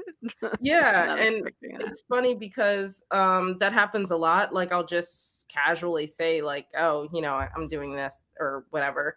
Um or I talk about the moon just a hair bit in too long, and people are like, "Oh, that's interesting. You're really into the moon." And And I was like, yeah, I have an app and everything. Me too. Yeah. So then you kind of like, it just kind of comes up in conversation. And usually people that clock that are kind of in that realm as well. Yeah. But the only time I actually do avoid or talk around it is if I'm at work. Oh, Um yeah. there's only like two people at work who um knew that I was into witchcraft or no. So one coworker, I actually helped onboard her and got her into the office and all of that. And Mhm. I don't know what I was wearing. It was probably a shirt like this, but not this specific shirt. And she was like, "Oh, I like your shirt." And I was like, "Oh, I like your moon earrings." And they were just like, "Hmm." And then I have another friend who I met her at work, but she's really sweet and we kind of bonded over pets and stuff like that. Mhm. And she would just say certain things and I would say certain things and then we kind of realized like, oh, we're kind of into the similar sphere. She's more of the like spiritual Reiki side and I'm more of the Mhm. like witchy tarot side. So it's Yeah. yeah. Like she even went to like I think she went to a summer solstice event with some friends. Cool. Yeah. So I don't hide it, but I'm also I do um I am particular when I'm in certain spheres. Yeah. Same. Same. I'm the same way. Okay, let's see. Um I think we have a few of this question. How did we first or how did we meet? I guess it's a variety of how did we meet. Do we have I only think that we have one question like that. There was one that says, "How did you both become so connected?" And then, "How did you meet?" And then Yeah, we could probably. those kind of seem like the same to me. Well, we met through an app called Amino Yep. in a pagan and witchcraft community. Mhm. I think we met originally in the tarot chat. Yeah, Sil was the co-host of the tarot Yeah. chat and I just joined and didn't annoy her too much and she was like, "Oh, I actually like this weirdo." Yeah, and then I think we bonded more in the Witch Tubers chat, which originally was hosted by someone else. Yeah. And then eventually I started hosting it. Yeah, cuz I think at the time um I think oh gosh, that chat has I mean, man, we've been doing this for a while. Yeah. I think because you had already had like a nice established channel, and then I think we had been talking on the side because I was trying to like figure out what I wanted my channel to look like. Yeah. And so that's how we kind of bonded over that as well. Mhm. Yeah. Yeah. And we And also have like similar ideals about tarot and just yeah. community in general so that it makes it easy, not that we have to agree Exactly. on everything, but it No. having similar ideals makes that easier. Yeah, for sure. It um it it helps with the connection. for sure, for sure. Please use this as your introduction to every single new person you encounter from this moment on. i I just need to get business cards that say hello, I'm a witch. And then just give And them then out. just walk away. Oh goodness. Okay, Oh, that's funny. so we're kind of transitioning into like off topic kind of thing, so I'm gonna bring Luke's question back up. 'Cause Yes. that one was interesting. So one thing you could not go a day without, whether it be spiritual, daily life, or just stranded on an island. Oh my god. I mean, is it superficial to say my phone? Same though. Like I know it's bad, but Yeah. man. Yeah. I wanna say my phone too, but, like, Mhm. yeah. The thing is, if you're stranded on an island, you can't charge that thing after because there's no plugs. I know. But the good So news is I could hopefully make one call or send one ping and then they can find me. I'll just send my location to someone before my phone dies. And it's waterproof too, so if we get like tossed off a raft, it'll be good. So it's perfect. But it's definitely my phone. convenient.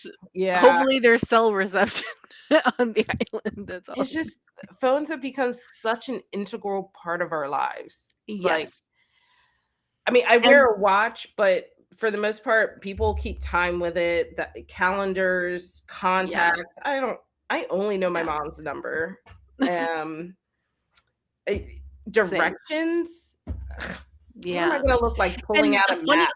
and the funny thing is, I don't know about you because we grew up in like similar time frames, I guess, because Yeah, we were both were you're not that older than me. I grew up with there was no such thing as really a cell phone back when I was growing up. And mhm, then when they started coming out with like more things, they were like flip yeah. phones and things like Ooh, that. love my So flip phone. yeah. So phones weren't really like integral part of like my childhood or anything. So I grew up without Yeah, phones. Like I grew up during a time where I still had dial-up internet for a yeah, long while. So yep. I remember feeling like I was a badass when my mom upgraded us to DSL. Like, that was like a half probably the step same. above dial up, but I mean, I had friends who had a separate phone line just for the internet. So that way people could actually use the landline. Oh, we Wow. didn't. So no We one didn't could call either. us We and didn't we either. couldn't call out. I was We like, had "You to can just email me." And now yeah, today, if you email me, I'm like, "Who emails?" email, MSN. Oh, the good old days, honestly. Cheyenne, I definitely, like, Lost on an Island went full Castaway in my mind, and I was like, "We have a raft that we built, we have Wilson, we're trying to get off the island." That was what was playing in my mind. 12? Wow. Wow. I I didn't get a phone until I got my first job, which was when I was 19. Oh my gosh. Yeah, because So in my house, we are responsible for our own paying our own electronics. Oh, not in my So house. so I'm I bought my phone when I made money. so my so went to school. I went I went to elementary school in my neighborhood, but then when I went Mhm. to middle school, I had to take like public transportation to get to it. So Okay. my mom got me a cell phone to call her in case of emergencies or so she could call me. Yeah. But literally, and yes, guys, I'm aging myself. We shared 400 minutes and no texting. We had to pay for the text. So Yeah. 400 minutes, guys, like, okay, most people don't call each other, but can you imagine 400 minutes? Like, we used 90 of them on this live stream. So, none You'd of have my to friends, talk a long time to use 400 minutes. but 400 minutes is like for a whole month is not a lot. No, for a whole So month, no. it was mainly for my mom, and then if I needed her, I could call her. Yeah. That was I really used what it was for. payphones if I needed to call my mom. Oh my god. We had payphones in our school. We so at school, I could use the office phones and stuff, but a lot of the payphones were not like they were in the verge of being taken out, like Oh, because they no. were broken and never Ours repaired. no. Yeah, we Oh, didn't ours have were working fine. a lot of the so you could have a you'd most likely find a payphone at like the major public transit depots, like Mm. the subway entrances.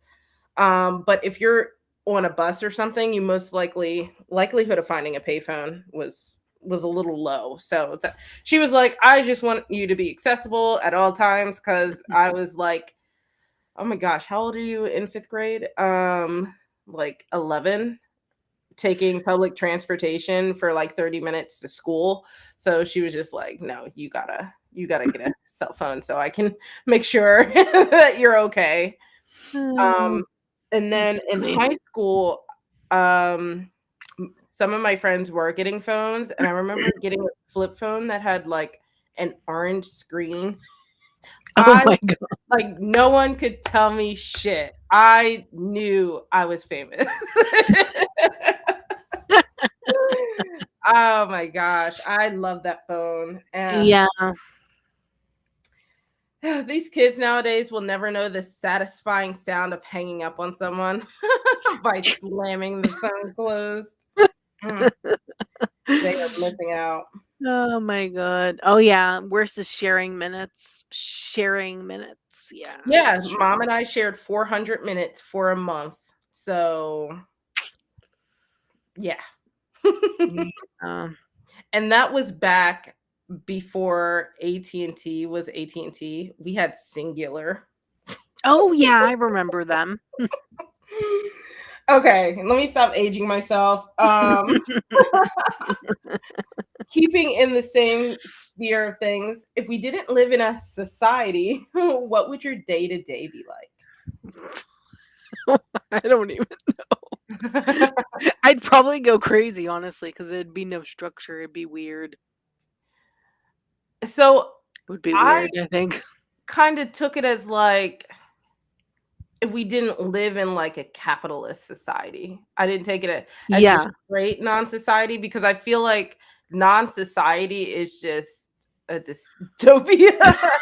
That sounds terrifying. It would be it would be like all those weird apocalyptic movies E- from the 80s. Exactly, where you have these weird mini societies that all hate each other. No. So I Yes. took it more to mean like, if we still had a society, but it wasn't like the capitalist dystopia that we have now, Mm. what would my day to day look like?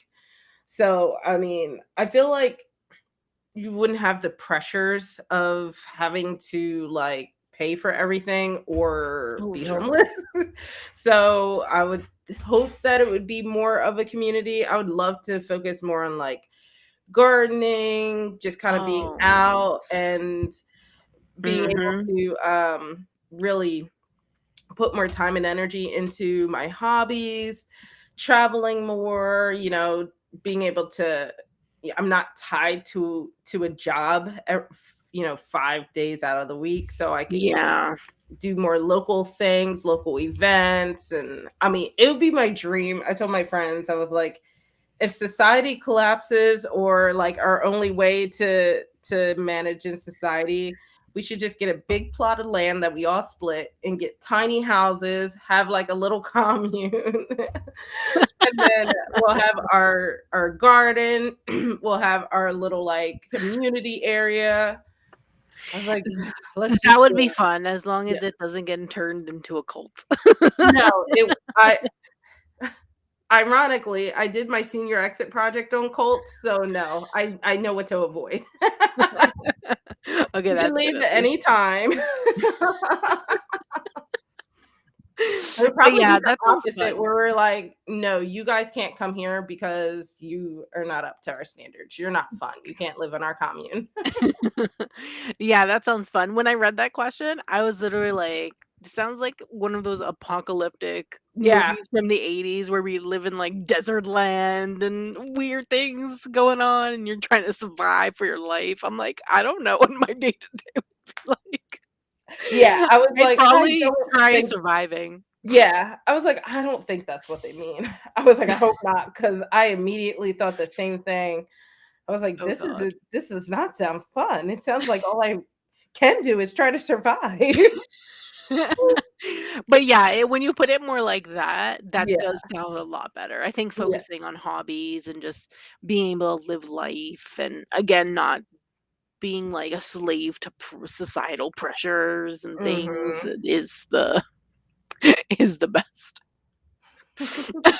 Started called everyone has to have tarot decks and wear pink sneakers.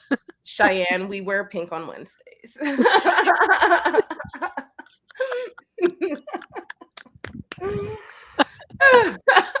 Oh my god, that's so funny.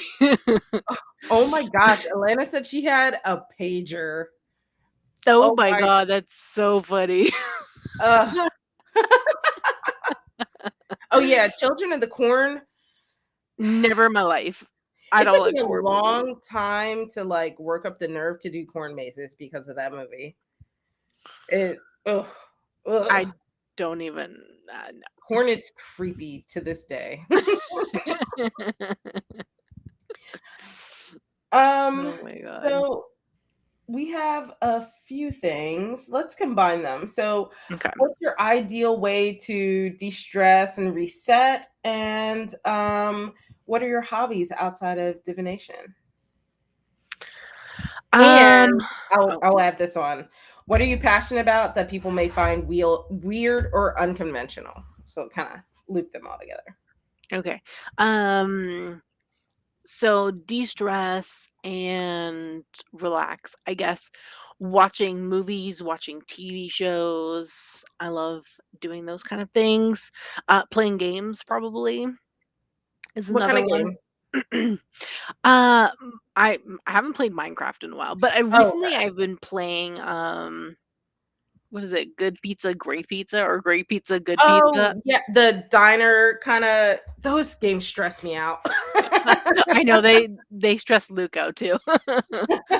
But this one particularly, I absolutely love. It's so funny. You have to like there's like different chapters that you go through and like different events that happen. And I love this one because you get to make pizzas and I love pizzas. I mean, who doesn't like pizza? I was just telling my mom, I was like, I'm both a pizza snob, but I also realize I have a pizza problem where even if the pizza's bad, I'll eat it while complaining that it's bad, but because it's pizza, I'll eat it. And I'm like, I understand what I am. Same. Okay, like I know this does not make Same. sense, but Yeah, I love pizza so much. So I really love that game. I've been playing it nonstop. Um And then in terms of like hobbies and things outside of divination, yeah, so watching shows, watching movies. I've been watching Vampire Diaries recently. That's good. I haven't watched that before. And then the old one? Wait, is the there a remake or Vampire Diaries, I don't think so. oh, okay. I might be Yeah, mixing. they have spin-offs, so Vampire Oh, Diaries, that's what I'm thinking. Originals, Legacies. Yeah, I that's wanna what I was watch the originals, so I decided to watch Vampire Diaries first and then move over to the originals. I don't think I can watch the Legacies, though. I don't know where I can watch that in Canada, but mm, right now, those is what I wanna watch. And then, mm, in terms of, like, other hobbies, writing, reading, music, I love music so much. I listen to alright, music all the time. lay down. Um yeah, music, listening to music. Mhm. Okay. I Oh, don't know if there's anything else in terms of hobbies. Your cat, so funny. this is Apollo. You can probably tell how much bigger he is than the other one, but he doesn't like to sit on my lap, and he'd rather just put his ass in my face and get his fur all over my desk. Um, Oh, and then the weird thing, I don't yes. know. Yeah, I don't know. Mm, I don't know what would someone find weird or something. I have okay, no clue. that's fine. Yeah. For me, TV is also my de-stressor. I love like I just like having the TV on or something to listen to, but not music. Mhm. Music's different. Okay. Music's also relaxing, but that's not like my go-to. Okay. Um, so I enjoy like sometimes I'll just rewatch shows because I love them so much. Me too. All the time. What are your I think we talked about this. What are your go-to shows to rewatch? House, Yeah, we did talk Bones, about this. Yep. Yeah, we talked about this in our like group chat that we have with Yeah, Luke and Steph. yeah, Yeah, Criminal Minds, House, Bones, The Mentalist, which I just rewatched recently. yeah, Castle is another one that I love rewatching. Trying to think what else. A lot of the older shows yeah. that are like older from like the early 2000s are usually the ones that I go to because they're the ones that I really like I grew up watching, so I love them so much. Um Whoops. Okay. Oh my god. yeah, I think that's it. I should rewatch Castle soon. Maybe after Vampire Diaries, I think I'm gonna rewatch that because I I love them. I rewatch Psych a lot. Um Oh yeah, Psych is good. oh gosh, Apollo, you were the most ungraceful. So I rewatched Psych a lot, Brooklyn Nine Nine, and what's it? Oh, Eureka. That one I don't know. I've heard of Brooklyn Nine-Nine. I don't like the main actor in that show. You don't? What's his name? Um, I know who you're talking about, but I don't remember his name. Okay, I'm Bro, gonna look it up because I don't remember either. Andy Samberg. That's it. I don't like him. Really? He's so Yeah. funny. Cracks me up. Um, I will say the side characters really make that show, though. Oh, I rewatch Unbreakable Kimmy Schmidt every once in a while because Titus is so freaking hilarious. But um, gosh, I don't remember what the other question was. Oh, the rest of your hobbies? Oh, hobbies outside of divination. Yeah. Well, I feel like everybody knows I play dodgeball, so I do that. I want to get back into gardening. I generally plant something every season, but I didn't this season because they were doing deck repairs around the time that I would have started putting a plant out, and then it got very hot very quickly. Hmm. So I probably could have, but usually I grow peppers, but I actually have so many from the Ooh. previous years. Oh my gosh. Uh, Sorry, my cat's sending messages in the YouTube chat. Um, so I do want to get back into that. Yeah. I'm hoping that when my lease is up, I can find a place that has an actual like yard and I can actually plant a Mhm. rosemary bush Okay. because that would be really cool. Um, You guys in the States don't have things like community gardens or anything like that? we do, but they're not regular. Okay. Because we have a lot of that, where I live, where you can actually rent a small plot and you can in a like an area that's literally just a Yeah. garden, and then that small plot is your garden, and then you Mhm. can grow whatever in there, obviously, as long as it's legal things, but Right. Yeah. I mean, there's actually a community garden that I pass on my way to work, but I don't know if you have to live in a specific zip code for it. I should look it up, but it is Yeah. quite a bit of ways from my house too. It's not like I could just walk there and garden. Oh, yeah, that's true. If Um, it's closer, it's always better. yeah. Um, so what else do I wanna like hobbies? Mm. I don't know. I think those are my big ones for right now. Um, and then Would you say gaming is a hobby? Because I know you play a few video games now. it used to be. Okay. Now I usually just play a game if it seems interesting. Like I'm not big into finishing games generally because I tend to like rage quit them. Like if Okay. they get too hard. So yeah, I'm not like much of a gamer, even though I used to be. Okay. And I would say that probably the thing people would find weird is dodgeball because the amount of people Really? that are just like, you play dodgeball? And I was like, I didn't know adults played that. Yeah. It happened last night. I was like, yeah, I even have videos of me playing in my last tournament. And they were like, oh my God, this is real. It's like, yeah. I didn't know that it was a competitive sport. Yeah. So that's how I was like, "Wow, that's competitive, okay." Hmm. But just playing dodgeball is I don't know. I don't find that weird, but okay. It's a sport after all. What does it matter Yeah. if adults play or not? What does it matter? Yeah, they were like, "I didn't know they had that for adults." And I'm like, "Oh, okay, yeah." Yeah. Luke asked, "What do you wish more people understood about you?" Uh, hmm. I don't know. These questions are hard. They are. Understood about me. I don't know. I don't spend much time around people, so so I have no clue. I don't I think I don't know. really have this problem. Like, I don't know. People, I feel like the people that understand me end up becoming my people, and the people that don't aren't. So, Yeah, I and I'm guess. okay with that. Yeah. Like when so I will say sometimes there's a bit of a culture shock. So I grew up in Philadelphia. We're Mhm. very much outspoken and like we'll say what's on our mind kind of people.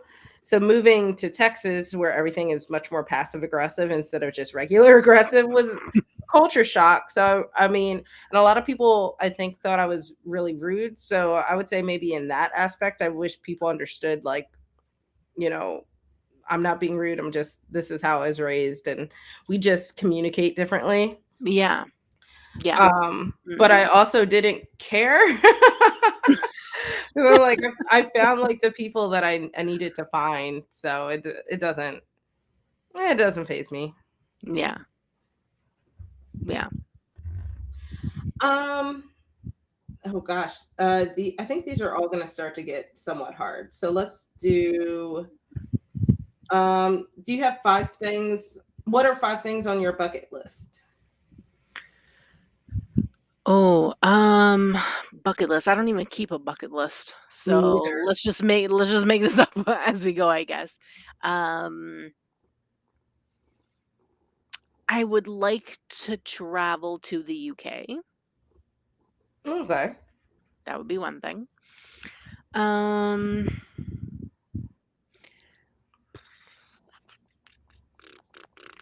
I don't need that's one thing. I don't even know if I can come up with 5. Do you have like I I don't know. I don't keep a a bucket list. I really tarot like bucket list or not it doesn't have to be a bucket list, but is there something that, you would love to achieve or do like divination wise or with your YouTube channel? Um mm, not really. Like I guess like I have future plans for my channel, but like those are things that I'll eventually do. I don't really yeah, I consider a bucket list more like things that you have on a list that you may things that you never want to get do to like do.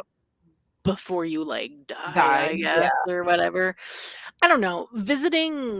Traveling is definitely high up there. I want to Well, go places that I've never been before. But I haven't been to many places. I've only been to a few places in the US and then Portugal, and then that's it. well And then that Ontario. kind of goes along with like where's the coolest place you've traveled then? Oh, yeah, it would be Portugal. Probably the coolest place in my opinion. I have family there and we went to a few places. Obviously, we went to the capital, which is Lisbon. Mhm. But, we got to visit this giant you know how in Brazil they have that giant statue of Jesus? Yeah. Yeah, so in Portugal, they also have a statue like that, Mhm. and you can actually go into the statue. It's kind of like the Oh, Statue of Liberty in the yeah. sense where you can go in, there's an elevator to go up to the top and things like that. Yeah, so you can do that. So you take an elevator to the top, and then, like, there's a gift shop up on the top, and then you can go outside and look at everything that's Yeah. there, and then you have to walk down, so you have to take stairs down. Well, So going I did down's easier, but yeah, going down is way easier than going up. That 100%. So I did that, which was oh, fun, that's and cool. then, I went to the mountains in Portugal. So Ooh, perfect. if you go into the mountains, they have like small little villages Mhm. and things. So that was pretty fun. I got to put my feet in like a fresh water stream. Okay. That was fun. You could literally drink from the water too because it's like Like really, really mountain runoff, basically. yeah, mountain That's fresh cool. water. So that was fun. That would be like my most fun thing that I've done. Obviously, I've done things when I went to the US to visit my father because my father lives in the US when I was a Mhm. kid, but we went to the beach and things like that. But mm, a gift shop in the head of Jesus bucket list is That's so funny. And Max, if you have questions for us, yeah, we can we can take it. That is hilarious. That's really funny. I also went to, a really famous, religious site in Portugal. I can't remember what it's called right now. Um, religious site in Portugal. What is it called?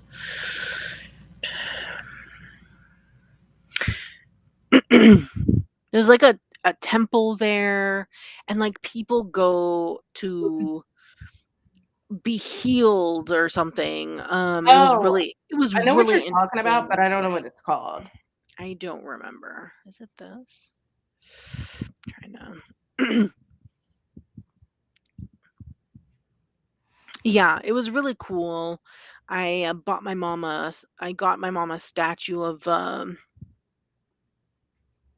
either a saint or Mother Mary, one of those from it. Mhm. It was really cool, but yeah, yeah, Jesus merch, 100%. Can't But get the Jesus that was merch like from inside his really head. Where cool. can you get it? Yeah.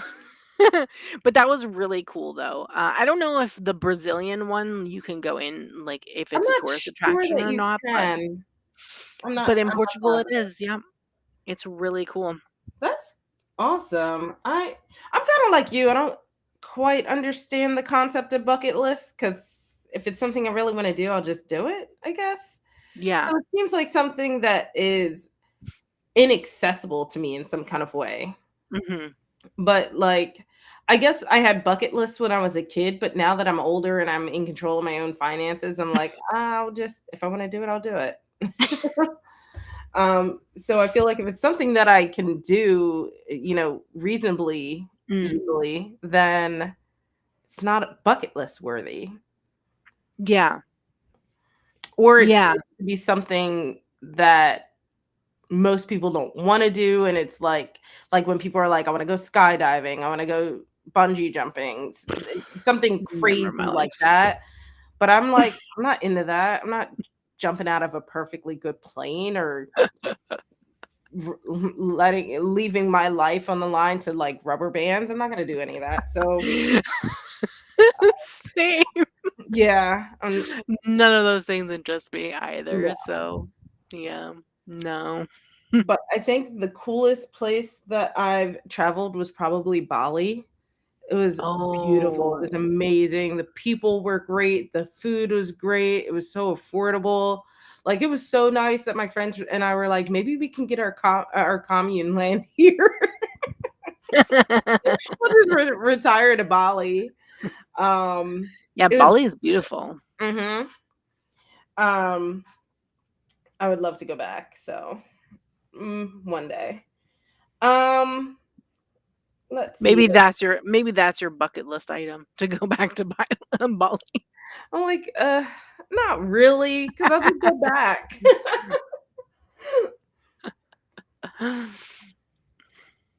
The one in Brazil always gets struck by lightning. Some cool pics can be found online. Every time I see that, though, I think of Zeus throwing lightning at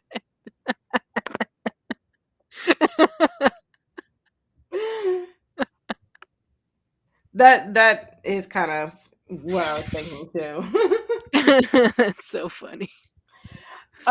So we have a few favorites. What's your favorite holiday, favorite childhood memory, favorite recent memory?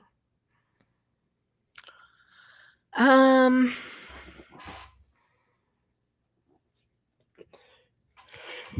favorite Favorite holiday would probably be Christmas. Mhm.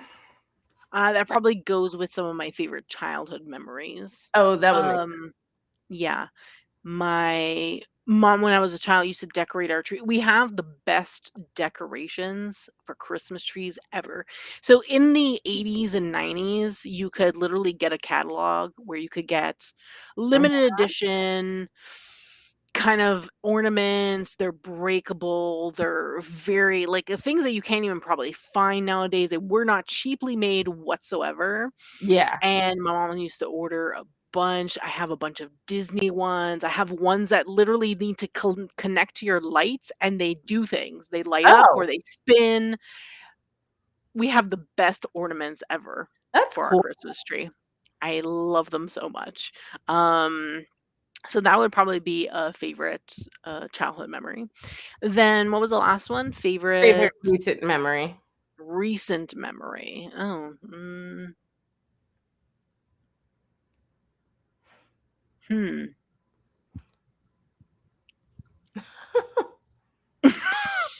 Ew, varying red beard, stop. No, I agree. That's ugh.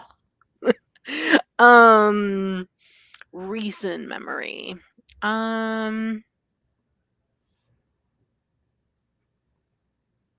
I don't know. There's a few things, I guess.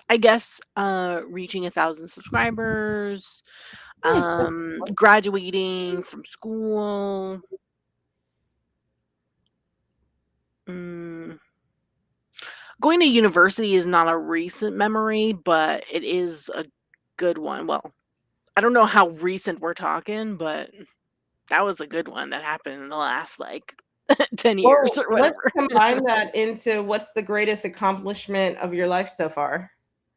Oh, getting into university. I was the Oh, first person in my family to go to university and graduate from university. oh, congratulations. Yeah, yeah. Yeah, my dad's side of the family all have trades, and my mom has a trade also, so Oh, okay. Well, that's yeah. valid too. No, they are 100%, Yeah. but you don't go to university for a trade here. Yeah. You actually go to trade school, which is a Yeah. totally different. We have that here too. Mhm. You can sorta do some trades in universities, but it makes more sense to go to trade school because it's Yeah. shorter and cheaper generally. Yeah, us, no. You have to go to trade school for a trade. There are specialized institutions for Yeah. them. Here, university is specific for actual, like, the kind of jobs that you need to go for more degrees for, like a Right. bachelor's, a PhD, master's, PhD, things like that. Mhm. That kind of institution. Plus, trades are actually cheaper here than university. So Yeah. if you want to get a trade, it's actually cheaper, and a lot of the time, the government will actually pay you to go and do a trade. Oh. Because we Oh. need more people that are, have trade degrees than we Yeah. do, university degrees a lot of the time. That's actually a really nice deal. I think Yeah. with us, you can so for certain trades you can either go to a trade school or if you get an apprenticeship that Mhm. could work in place of trades. It depends because at the end of it Yeah. you still have to certify anyway. Okay. So as long as you can qualify and prove that you have the knowledge to do it, you don't always have to go to trade school. I don't know the limitations on that kind of stuff though. Oh, okay. So for me, my favorite holiday has always been Halloween. I love Mhm. dressing up. I mean, as a kid, I loved the candy, but I Me think too. dressing up has always been my favorite part. And actually, my I have a few favorite childhood memories that are surrounded around Halloween, but a thing about me is I'm kind of mean sometimes, and I really like to scare people. I'm not surprised. So I remember that I was probably on the upper end of like the last time I went to the rec center Halloween party because it was a Okay. lot of little kids. So I had on I one of my favorite Halloween masks at the time was literally just a skull with like the eyes cut out. And I had on a black cloak and then the hood on top. And I wore all black underneath. And I remember telling my mom, I was like, Mom, come in like 5 minutes after me. Don't walk in with me." She's like, "Okay." So I think she thought that I was just gonna like make my debut, but instead I swung open both doors and just jumped through the door, and all the little kids started screaming and ran to the back side of the rec center. The adults were so mad at me. They were like, "Why would you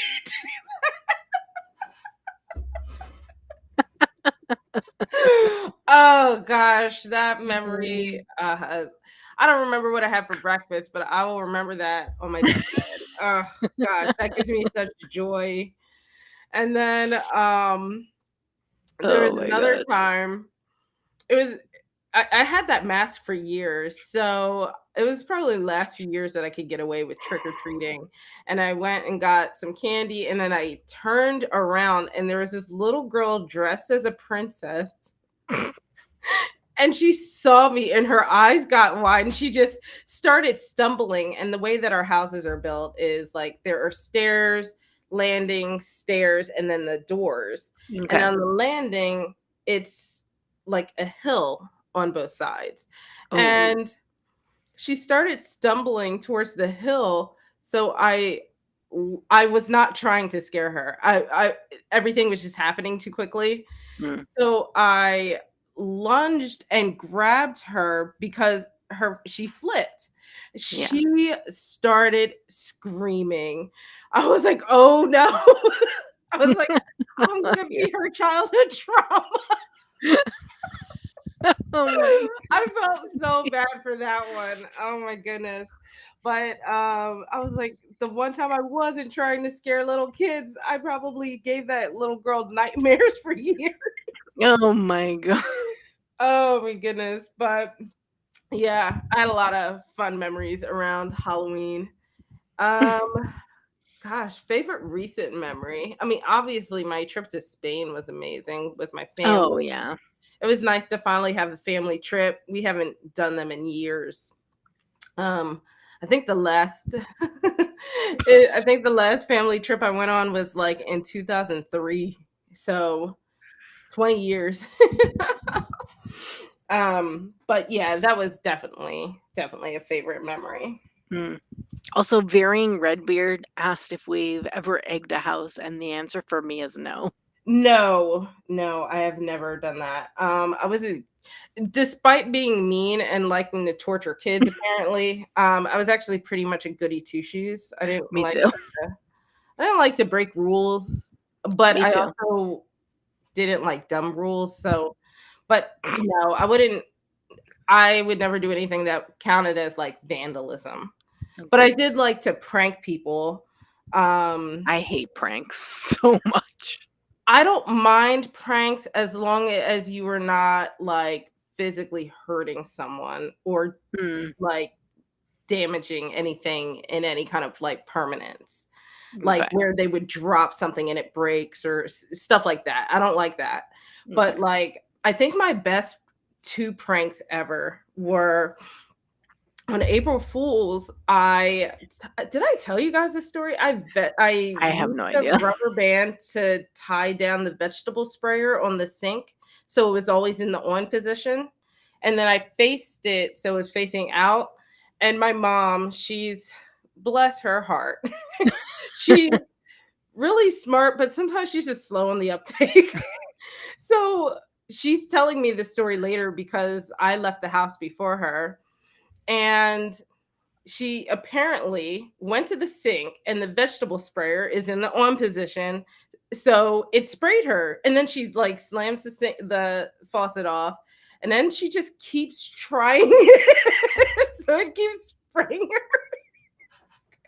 And I was like, after the first time you didn't think like, oh, maybe I should point the sprayer down in the sink. Because in my mind, the way it was gonna work was, oh, turn the faucet on, sprays, and then when you go to investigate, you feel the rubber band. No, she just kept.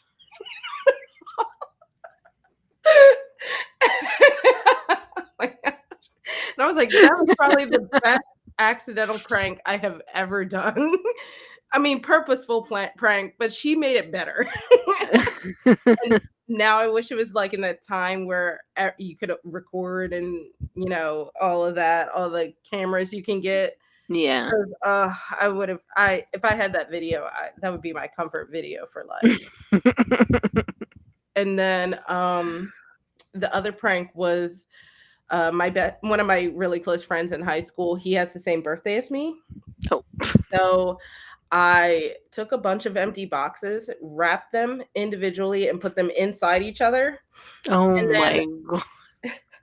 it was like I know. It was like maybe a few minutes before the bell rang for homeroom in high school, and I was like, "Oh, happy birthday, twin!" And he felt so bad. He was like, "Oh my god, I didn't get you anything." I was like, it's fine, whatever. It's just a gift." And he was like, "Oh my god, I feel so bad," and blah blah blah blah. And I was like, "It's no big deal." And the bell rings, and we go off. We get back together midday in our class together, and he was like, "I hate you." He was like, "I felt bad for hours."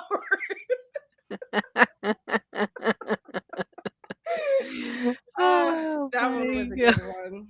So, I feel like I'm a good prankster in the sense that, like, my pranks are never harmful in any kind of way, Okay. and, like, I it's not like, I don't like you can scare certain people, I feel like, but you have to know the person and what they can handle, what they can't handle. True. I don't like scaring strangers and stuff like that, except for the Yeah. kids. That's different. That was not a prank. That was just me being mean.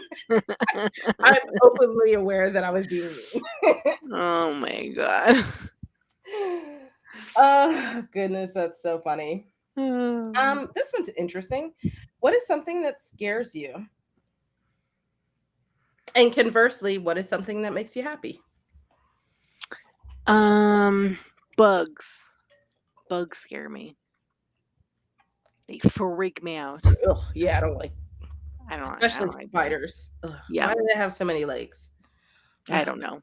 I don't no. No. Bugs are a no for me. mhm, I also don't really like heights too much. yeah. Um,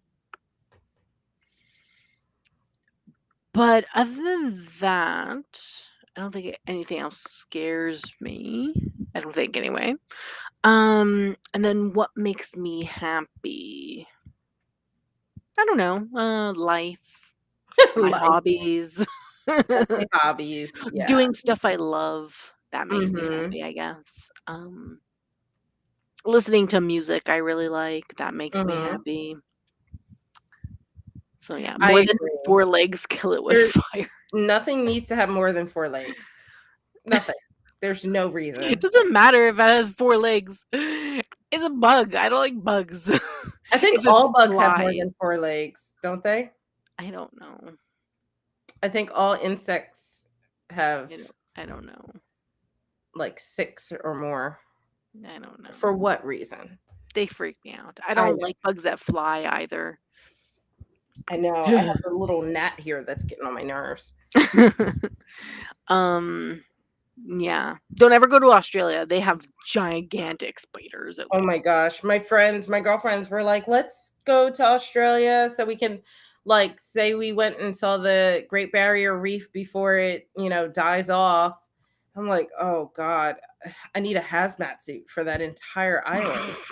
I don't know how I'm going to do it. I just don't. I'm Yeah, stressed out about it, and it's not don't even a trip we fully planned out yet. don't go near a huntsman. Those are the biggest ones. Ugh. But apparently, it's the smaller spiders that you really need to be aware of because Yep. the smallest ones are the ones that are the poisonous, Mhm. not the big ones. The big Yeah. ones apparently aren't poisonous, but they're scary as fuck. Mm-mm. No. Mm-mm. There's no reason a spider should be bigger than, like, my cat. Like, that's crazy. Mm.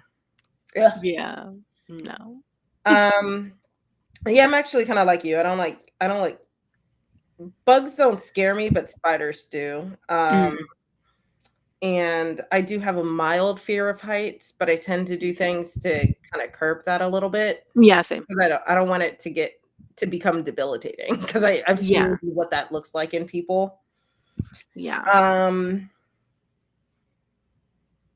mm, so you don't have any other fears? You're not like scared of the ocean or anything like that? That's a common one. Not scared of the ocean, but I did almost drown in the ocean when I was a kid. Mm. So I don't really like swimming in there only because I almost drowned as a kid. Yeah, that's rational. Yeah. Yeah, I don't And really want why would you any. go to Australia to punch a kangaroo? That's so mean. I mean, if that's what someone wants to try to do, I mean, y'all see kangaroos are like fucking roided up teddy bears. You're not gonna win in a fight with a kangaroo. Things that make me happy, my kitty cats and my family, my hobbies, just like you. Mhm. Um, Nothing too crazy. Yeah. Okay. So I like this one. It's a thought thing. Another one.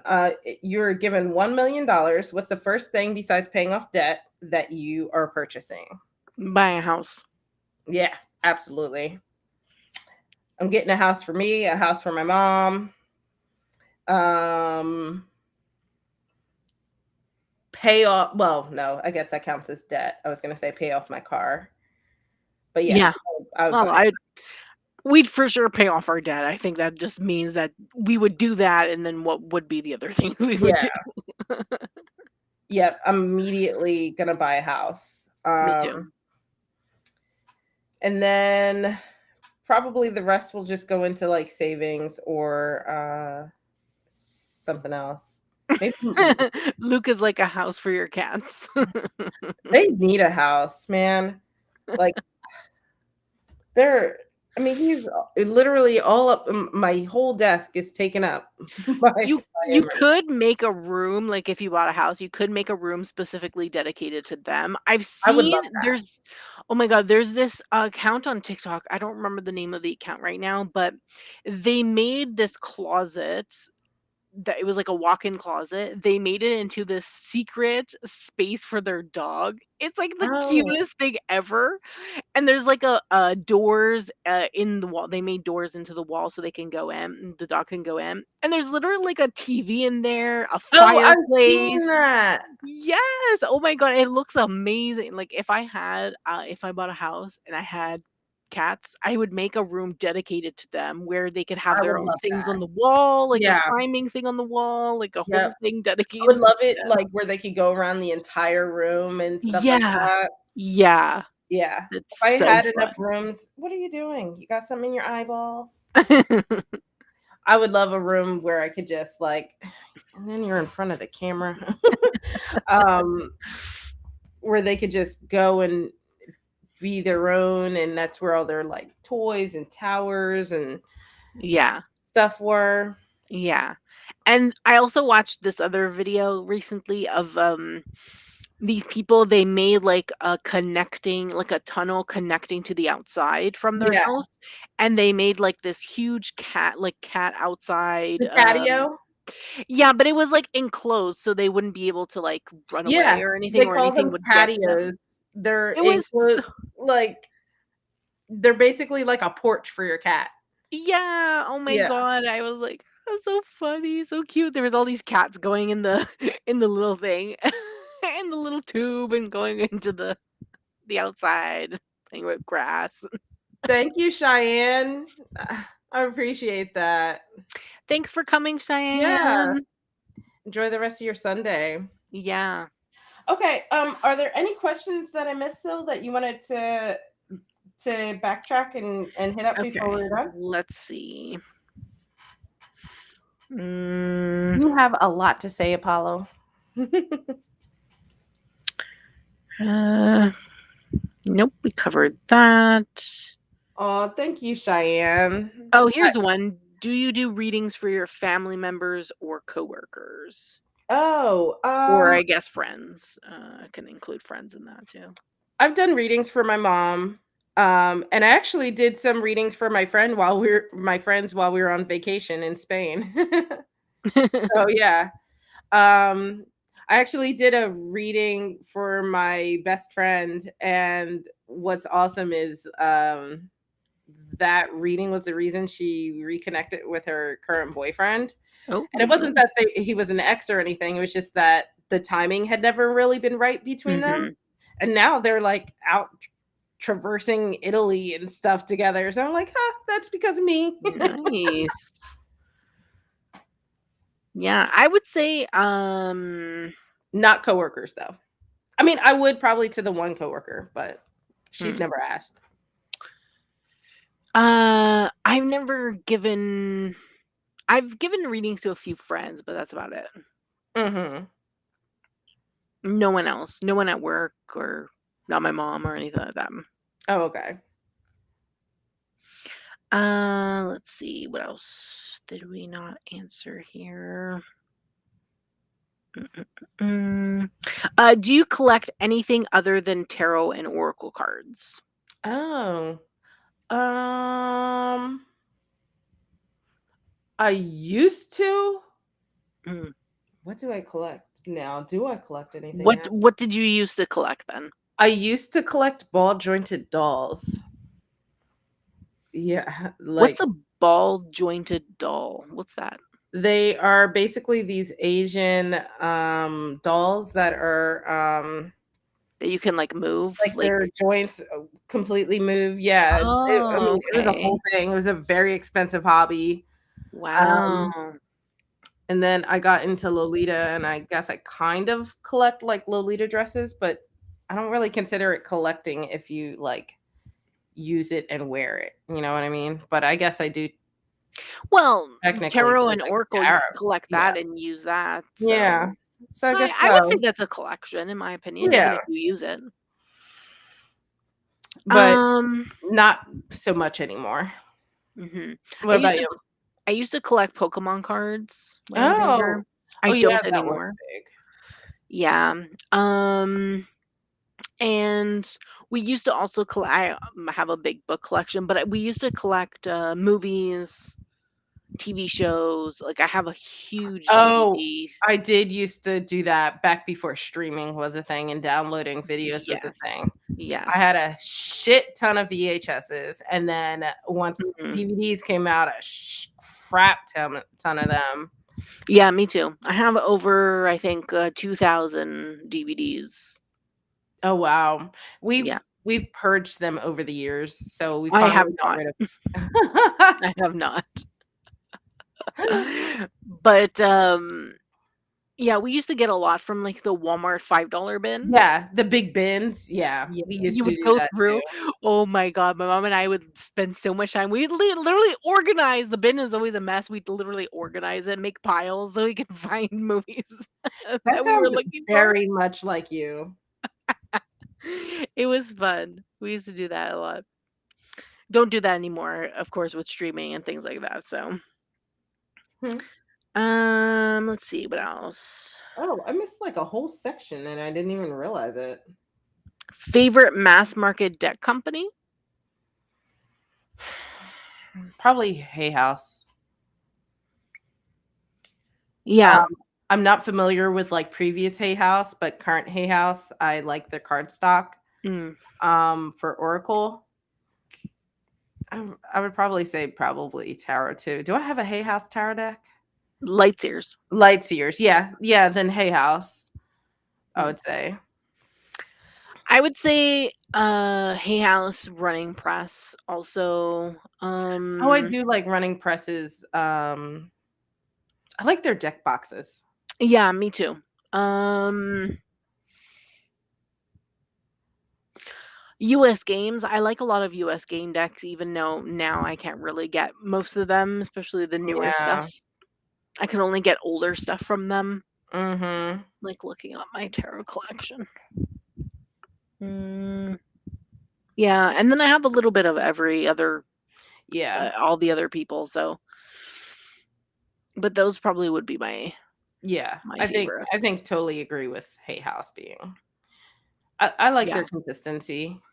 Yeah, they put out a lot of decks, Yeah. so but they're they don't have as much tarot as they do oracle. They have so Yes. much oracle decks because Yeah. that's what they started in. It was really oracle, but I really like. I think most of my oracle. I think at least half Oh, of my yeah. oracle collection is Hay House for sure.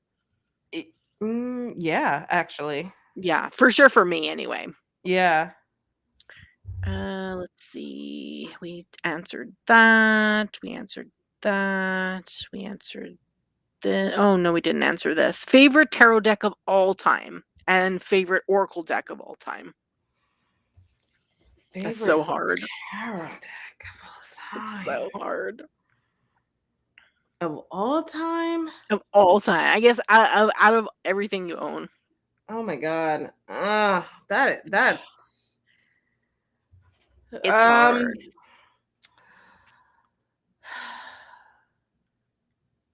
oh gosh. I don't I know know. it's hard. Mm, oh my gosh.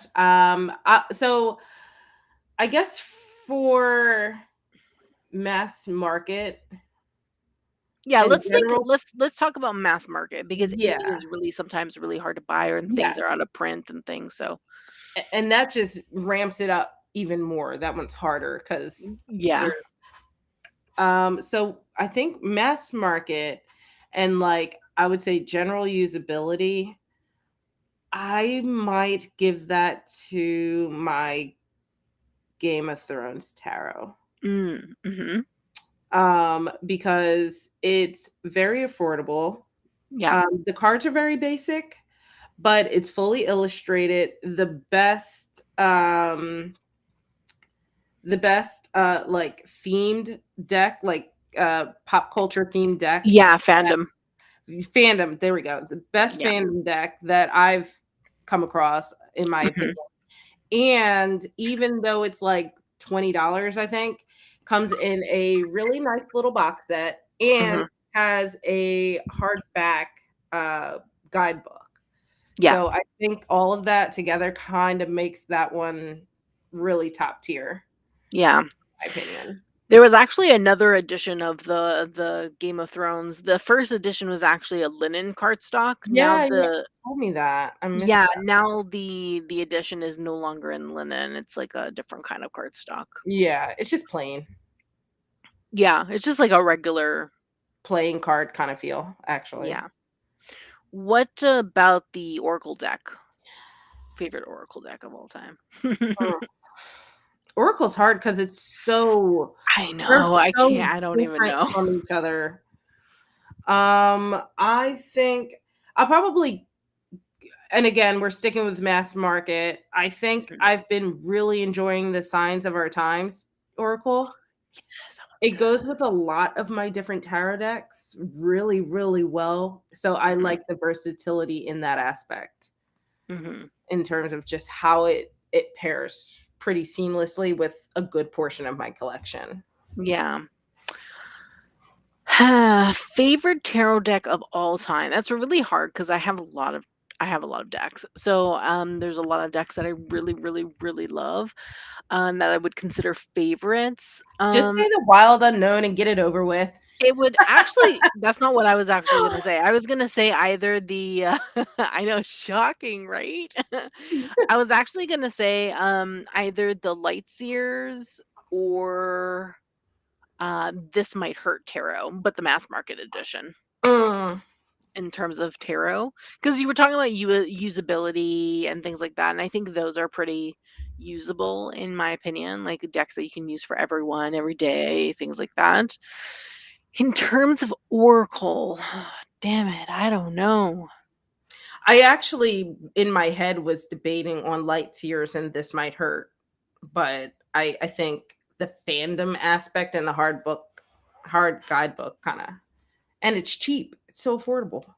Yeah. So Well, Lightseers is pretty affordable too. You can get it on sale all the time on yeah, Hay House website, so that it might also there's a pocket edition coming out, so yes. that's even more affordable in my opinion.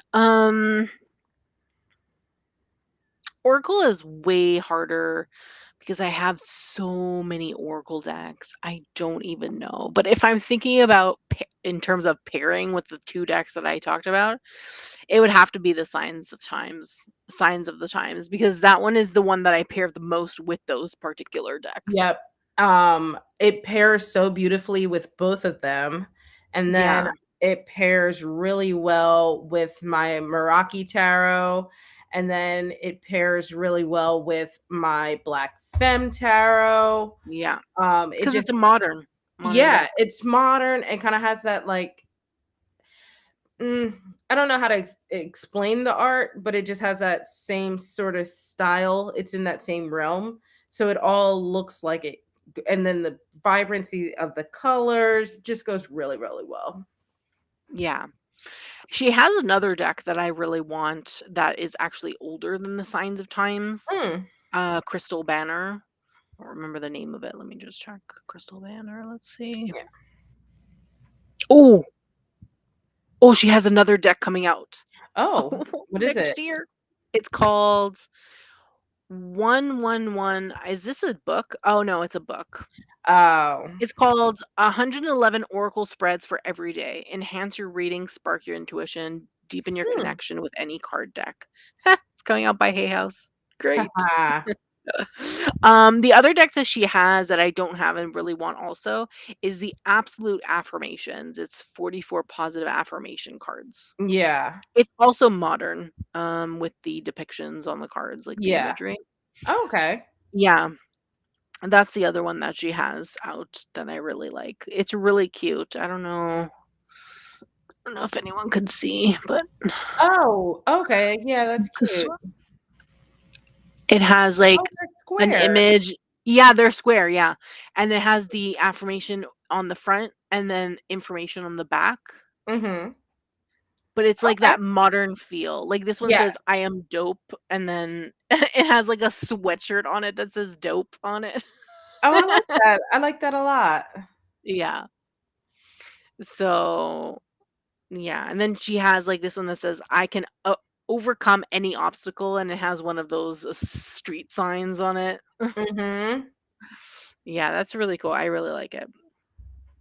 Oh, there's a few more images. Oh, Mm, nice. It looks like it would pair with the Oracle really, really well. yeah. So it looks cool. That's another one that's on my collection that I really want to get from her. Okay, what else do we have here? We have what is your most prized possession, either a favorite deck or otherwise, or anything else? Mm,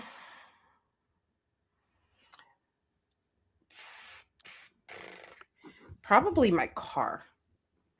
Mm, It was like my first big girl purchase, and it's like gonna be my forever car. So yeah, it's your probably my car. forever car. Yeah. Is a car ever a forever car? Don't they Well, eventually? like I mean, not one that I'm gonna trade in like 2 or Oh, 3 years or something like that. okay, okay. Yeah. What kind of car is it? Like, what's the brand? Toyota RAV4. Oh, yeah, that's a good car. Mhm. Yeah, that's a good car. Um, I don't know. What would be most prized possession? Maybe all of my McDonald toys from when I was a child. Oh, that's interesting. I have so many McDonald toys from the 90s. They don't make toys like those Oh no, they do anymore, not. right? In regards to McDonald's. So yeah, I have I don't know if anyone ever remembers if anyone is like as old as us, but McDonald's did a thing when like for Inspector Gadget where you got like different pieces of the and you put them all I together and remember it made that. the big Yeah. I have one fully constructed Inspector Gadget like that. Oh, that's so cool. Yeah, so I would say those. I don't know if there's anything else. Yeah, I don't know. I think that's pretty much it in that regard. I don't Okay. I don't know. I feel like possessions a lot of the time just like whatever, you know. Yeah. Maybe my university degree would be another prized possession, I Yeah, I guess. guess so. I did well, I didn't pay a lot for it, but yeah, paid a lot in time, sweat, blood, and tears. Yeah, exactly. Crystal Banner's Monopoly Tarot. Ooh, she has a Monopoly Tarot? That's cool. Oh. I'm assuming that's indie because I've never seen that from Hay House. So let's see. And then Redbeard asks, do you do crystals? Are you into crystals? I don't have that many crystals, to be honest with you. I have a few small, like small tumbled stones, and a few like raw stones, but I don't have. I do a lot of crystal decks now that I love, but Mm. actual crystals, not too many. I have some bigger chunks of crystals, like I have one right here, Mm-hmm. and then I have two on the other side where I film, and then I have big pieces of selenite, which I Yeah. keep on my. But no, I don't do too many crystals, to be honest with you. Yeah, I have crystals because I get them in my witchy boxes, but I don't really use them. They're not a regular part of my practice. Mhm. Um, uh, well, I lied. I don't use a variety of them. I kind of have like three that I use regularly, and that's it. So, Okay. Trying to look up the Monopoly. Here we go. Monopoly Tarot. See what that looks like. Mm, here we go. Is it Kaleidodope? I think that's Crystal Banner's brand. is Oh it my god. is it indie? Yeah. Oh, okay. It's called Life is Like a Board Game Tarot. Oh, It looks but it's sold out. So I don't uh, know. I don't know if you can get this anywhere. I don't know if she has like another copy because this is her brand's website, I think. oh, okay. Um Yeah, founder Crystal Banner, yeah. She has a few indie decks on her. Like, I would love to get her, what is it? Swatches of Chakra deck. Hmm. They look like paint swatches. That's cool. It's like an oracle Oh, deck. oh, that does sound kind of cool. Yeah, it's not called the Monopoly Tarot. It's called Life is like a board game tarot, but I found it through searching for Monopoly Tarot because I couldn't remember what her brand's called. So, I found this question I accidentally skipped. Mhm.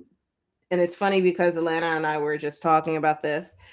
Do you believe in past lives? And if so, do you know some of your past lives? Yes, I do believe in past lives, and I know two of my past lives. Oh, and you know through your tarot readings? Yeah, one of them I know through my tarot reading, but I didn't do like in-depth thing on it. I just did like a small spread. And the second one I know from getting a reading from Anna, who's a friend of mine, also Hmm. from the same community as us. She does past life readings a lot, and she did a super in-depth past life reading Hmm. for me. Um, really interesting. I find past lives fascinating. And I Oh, love doing them. I read for past lives. I haven't in a while, mainly because I haven't had the energy. I've been pretty yeah. burnt out, so I haven't done much readings.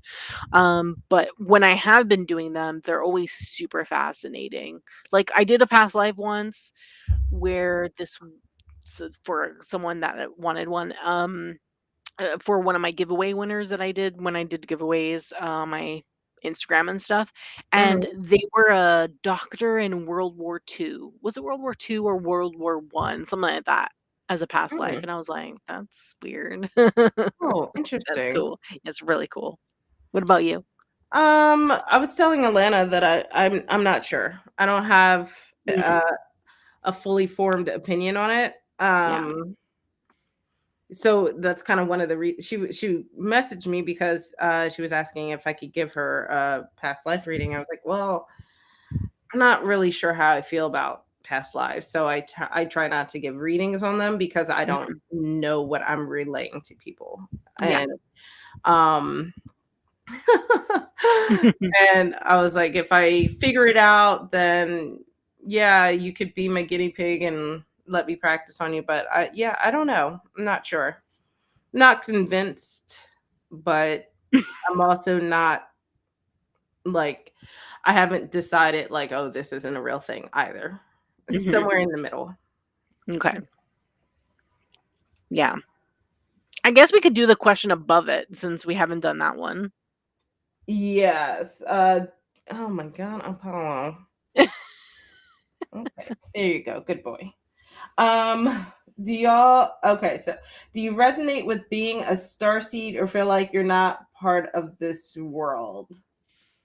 Um, I personally don't consider myself a starseed, and I don't really know how I feel about this kind of like concept in general. I say if other people think that they're starseeds, that's fine. Like you do you. But me personally, I don't consider myself a starseed. Even though I do have the starseed oracle, which I Yeah, like. you I like do. that. I like that deck. It's a good deck. But like I like the energies in regards to that, but I don't consider myself a starseed specifically. And I don't think that I'm out of this world or whatever the second half of the question was, personally. Like that's yeah. Um, I'm not 100% sure. Sorry, Paulo. Um, are starseeds the ones where they think they're aliens or something? Yeah, starseeds, from what I understand, it's as if your soul is from another planet and it was brought to this earth for a specific purpose. Mm, And you're supposed to do your purpose and then eventually you're supposed to go back to where it was you came from. So I guess mhm. yeah, in a Sounds like the sense. foundation of a lot of cults, and I don't really like that. I mean, that I'm sorry if that's rude, but, I Yeah. feel like a lot of and I guess it's because I told you I did research on cults for my, like, senior exit project, Yeah. and a lot of them did kinda do stuff like that, and Mhm. I don't know, it worries me. So no, I'm not into star seeds. I don't really want to associate with being called that. Yeah. Um but if it's something someone else needs, then they are more than a-okay doing that. Yeah. Yeah. I feel the same way. Mhm. Um, I don't know. Is there anything else? Mm, Do you align with a specific witchcraft practice or religion? I don't know if we answered that, but no, we did not answer that one. No, no religion. I'm sort of in my anti-religion era right now, uh, so no religion and witchcraft wise. And mm, I guess I enjoy like a lot of candle magic type stuff, but Mhm. I try not to like label my path. I'm never gonna call myself, oh, I'm a kitchen witch or a green witch. I don't know. They're just labels birthed from consumerism. So Mhm. but I do enjoy candle magic. I like to do like things that are more like wellness based. Mhm. So like cleansing and ritual baths and stuff like that. Mhm. I would say I just consider myself eclectic. Yeah, Do a little so bit of everything and I have such beef with the concept of eclectic because it's a word to describe nothing. Because you could just not use that word and it will mean the same thing. And I don't know yeah. why it grinds my gears so much. It's like the weirdest pet peeve, but I'm never gonna say like don't call yourself that because it's stupid. But like, oh my gosh, I don't know why that gets on my nerves. Well, for the people that like labels, I'm just gonna Yeah, say I'm eclectic, yeah. and that's it, and that's all. Yeah, I think that's part of it is I don't like labels. I know things have to be labeled, but the over labeling is exhausting. Like, come Yeah, on. but some people do like labels, so I'm just Yeah. appeasing to them. Yeah. Eclectic is what I consider myself as when it comes to my practice. I like a little bit of everything. My focus is typically on divination, astrology, moon work, Oh yeah, but I like to work with the moon cycles. yeah, so but I would consider myself like eclectic, brought in other things Yeah. to Yeah. my practice. So Yeah, I yeah, don't technically count my divination as part of my magical practice. I tend to keep them yeah, separate. Um yeah. but every Some people do. yeah, But yeah. but every once in a while there is some overlap. It's rare. hmm I guess it depends if you like to do like some other people do, where they bring tarot into like spell work. Yeah. Um, yeah, then yeah, I would understand the overlap in that sense. I think Mm, that was it. I went through all the other questions and it yeah. looks like we've answered everything. So Yeah, I think we answered everything or combined them into multiple questions in some way. So that wow, that wasn't too bad. no, It looked like a lot more, but I think because a lot of them are similar topics, we could combine them. yeah, just reading the chat again. Yeah, Luke, I love Inspector Gadget too. Mm-hmm. Alana, that's Mm. cool. I hope I didn't like offend you. I didn't mean anything like bad by it. Just I'm weird. All right.